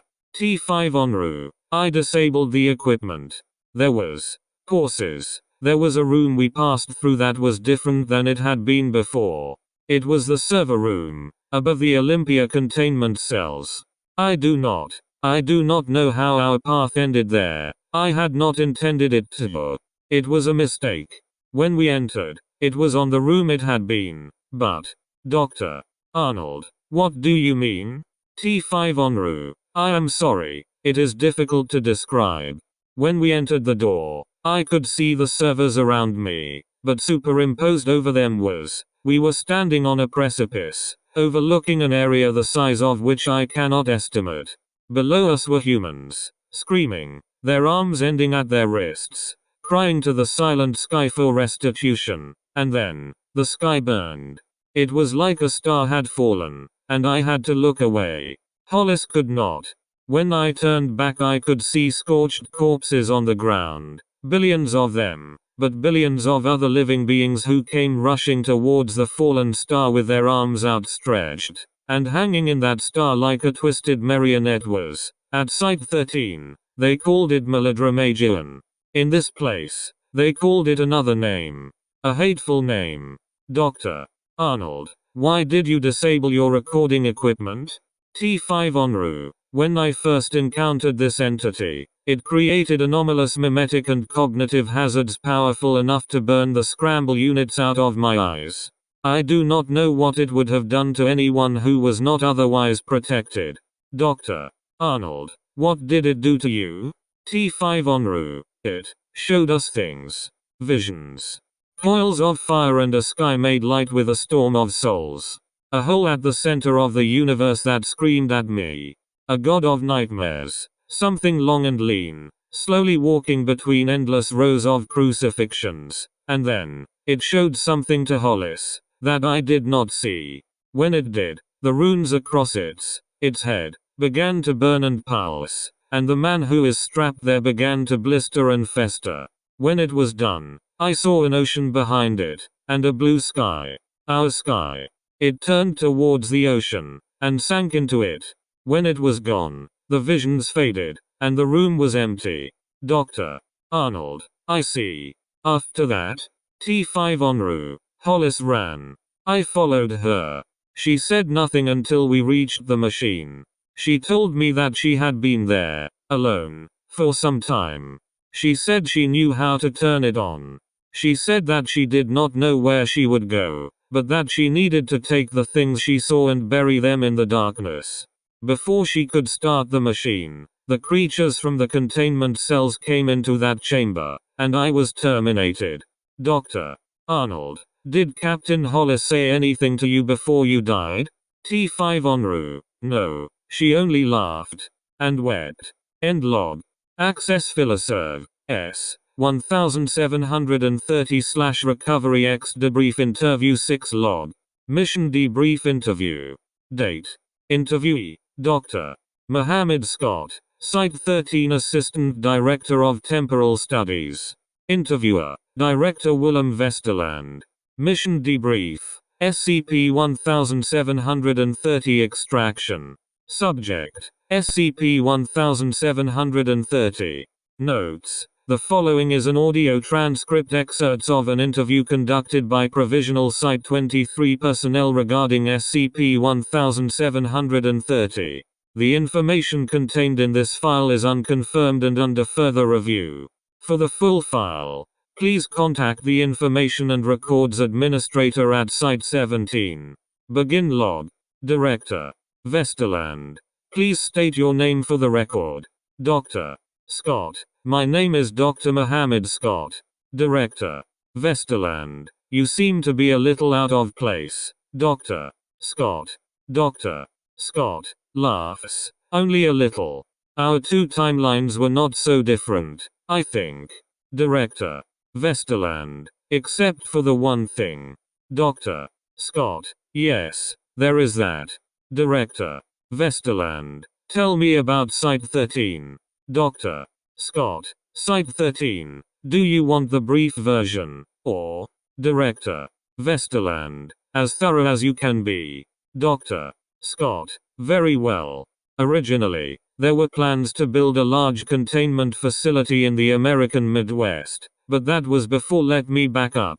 In 1964, the Foundation discovered a massive, Dead Sea creature washed up on the shore near the Indian-Bangladeshi border. No facility in the region had the kind of infrastructure it took to hold the body of this entity, let alone study it, so several ships were dispatched and it was dragged through the ocean back towards the United States. Prior to this, the plan was to build Site-19 in the American Midwest, but afterwards it was decided that there was no way to conceal a creature of this size and shuttle it across the US mainland. So after some deliberation, the Site-19 plans were scrapped and the focus was given to another facility, near Nome, Alaska. That was Site-13. Even in the beginning, it was massive.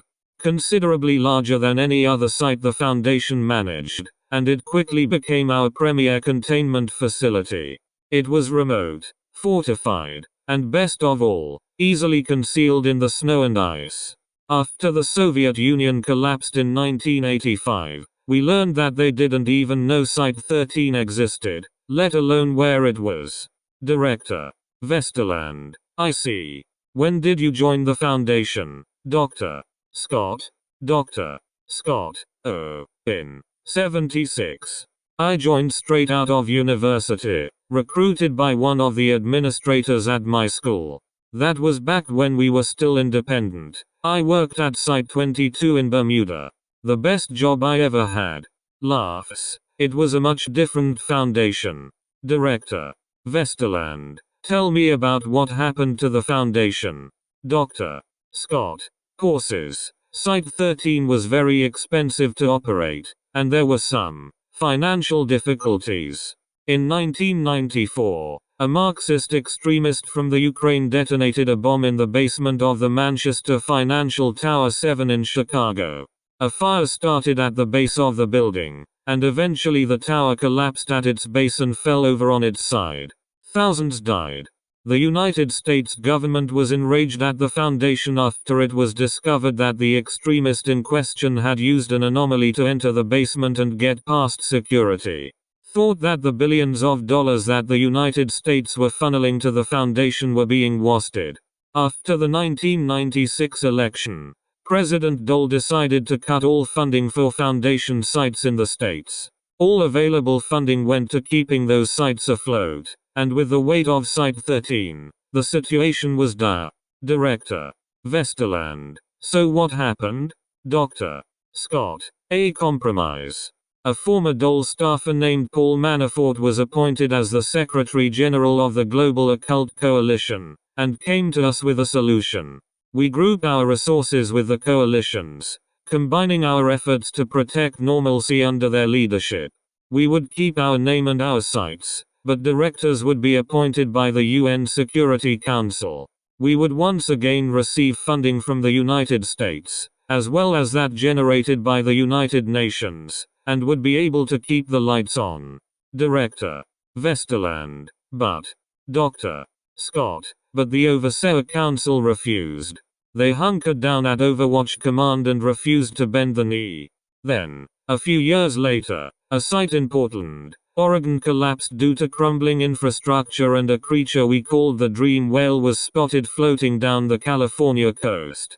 This was very early internet days, but that didn't stop film cameras, and it was a disaster.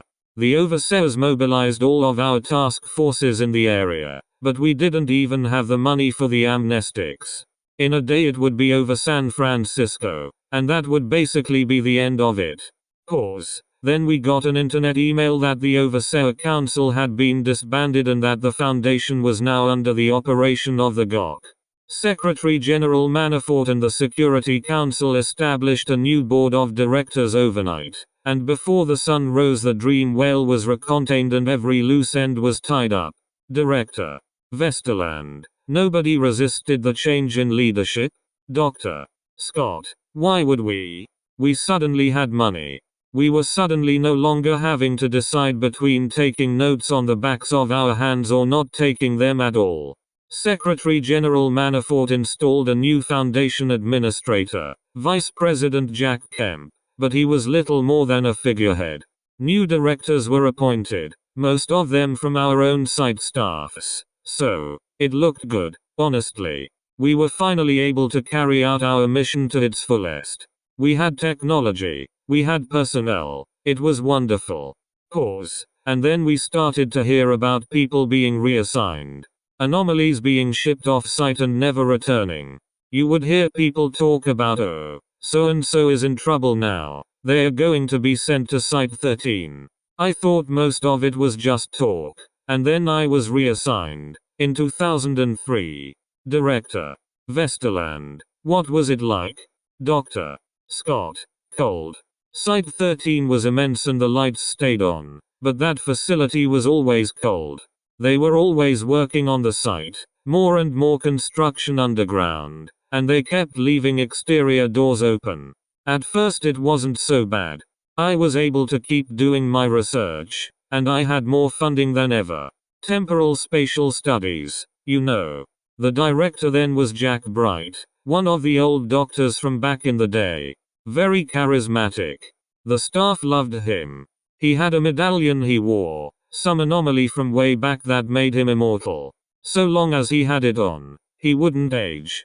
Anyway, things were great for a few years. Then one day, another popular doctor is found dead in her office. Cynthia Light. The story we all get is that Bright had fancied her, but when he found she was with another man he went and killed her in a fit of passion. Bright is summarily locked up, and Elliot Emerson is installed as the director of Site-13. He Director. Vesterland. What's that? Dr. Scott. Emerson was on one of Bright's research teams when he was assigned to Site-13. He wasn't a popular doctor, but he was a good administrator and helped make sure that the important project stayed afloat during the financial crisis. He was on the short list of people to become the director of Site-13 after the reorganization, but Bright got picked over him. Some people said he felt slighted.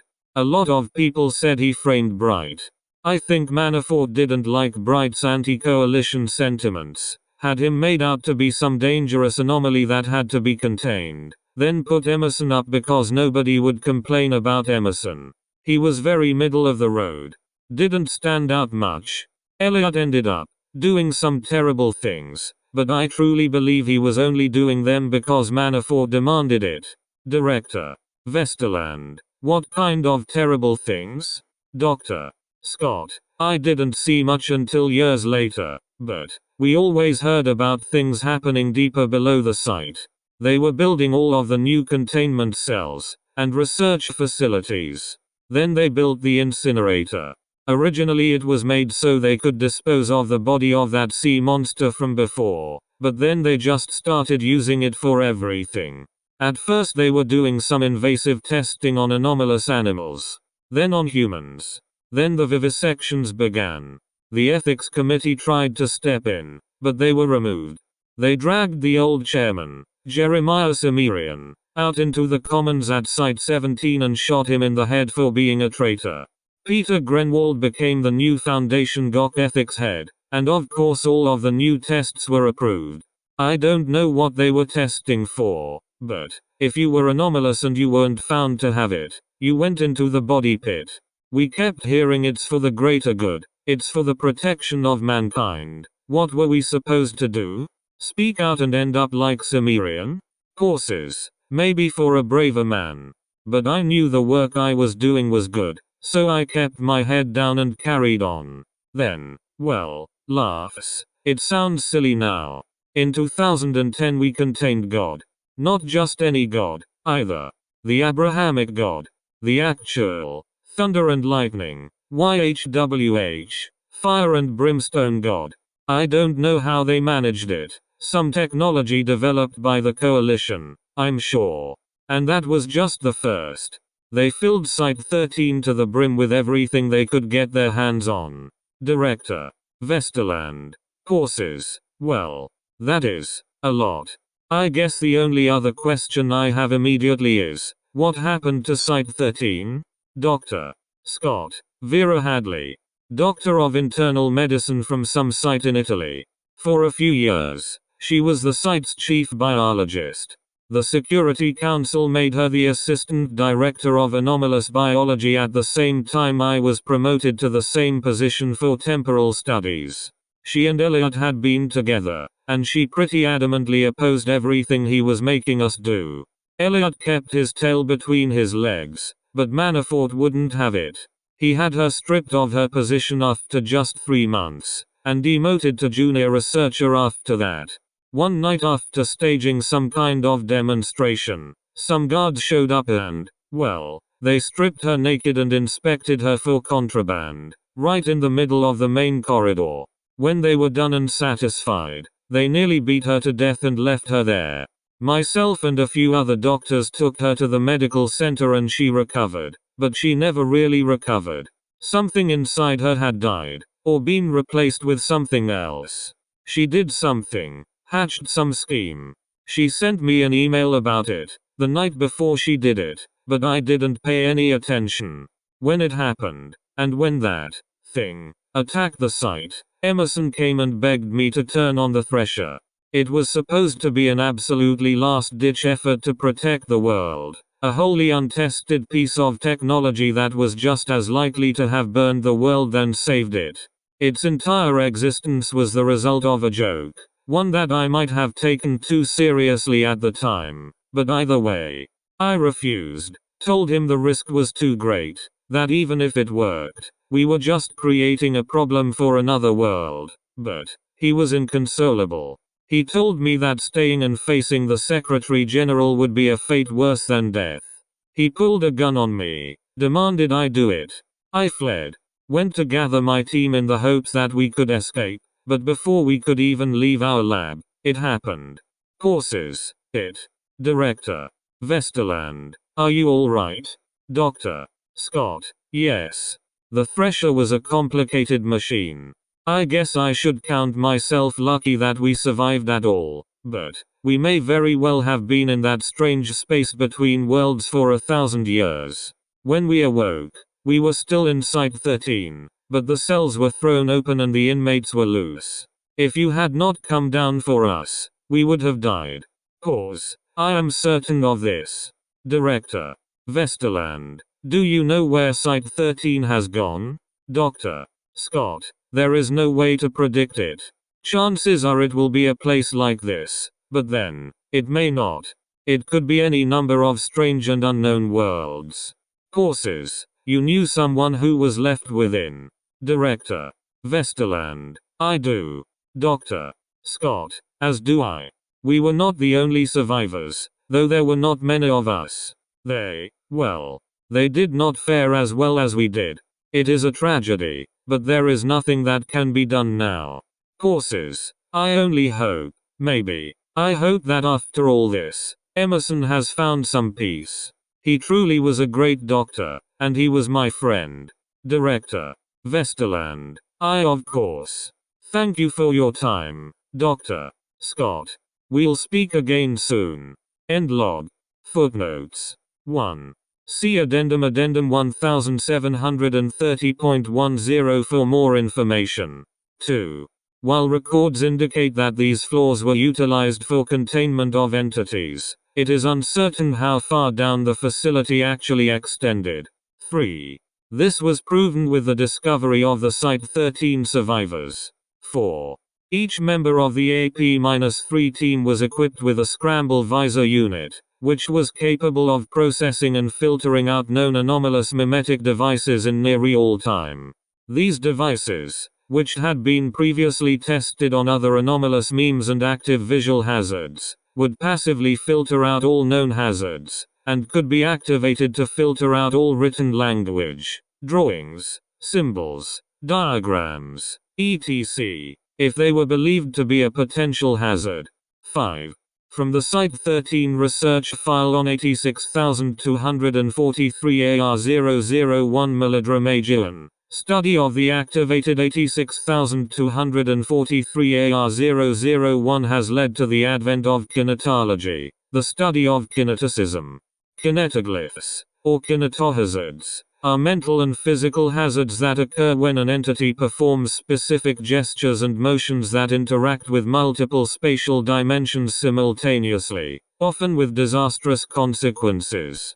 An anti-kinetohazard, designed to negate the effect of the active kinetohazard, is typically the inverse of the kinetoglyph being performed, though this can take the form of certain symbols and glyphs, instead of just the inverse of the actual gesture, as doing so with entities such as 86243 AR001 would be impossible. See Addendum 1730.9 for more details. 6. From the Site-13 research file on kinetohazards, using 7 of its hands, 86243 AR001 is capable of producing an advanced kinetoglyph named Alali in the sacred hieratic of AZT, which silences all but the most intense sounds in an area. 7. The Willis Tower, formerly the Sears Tower,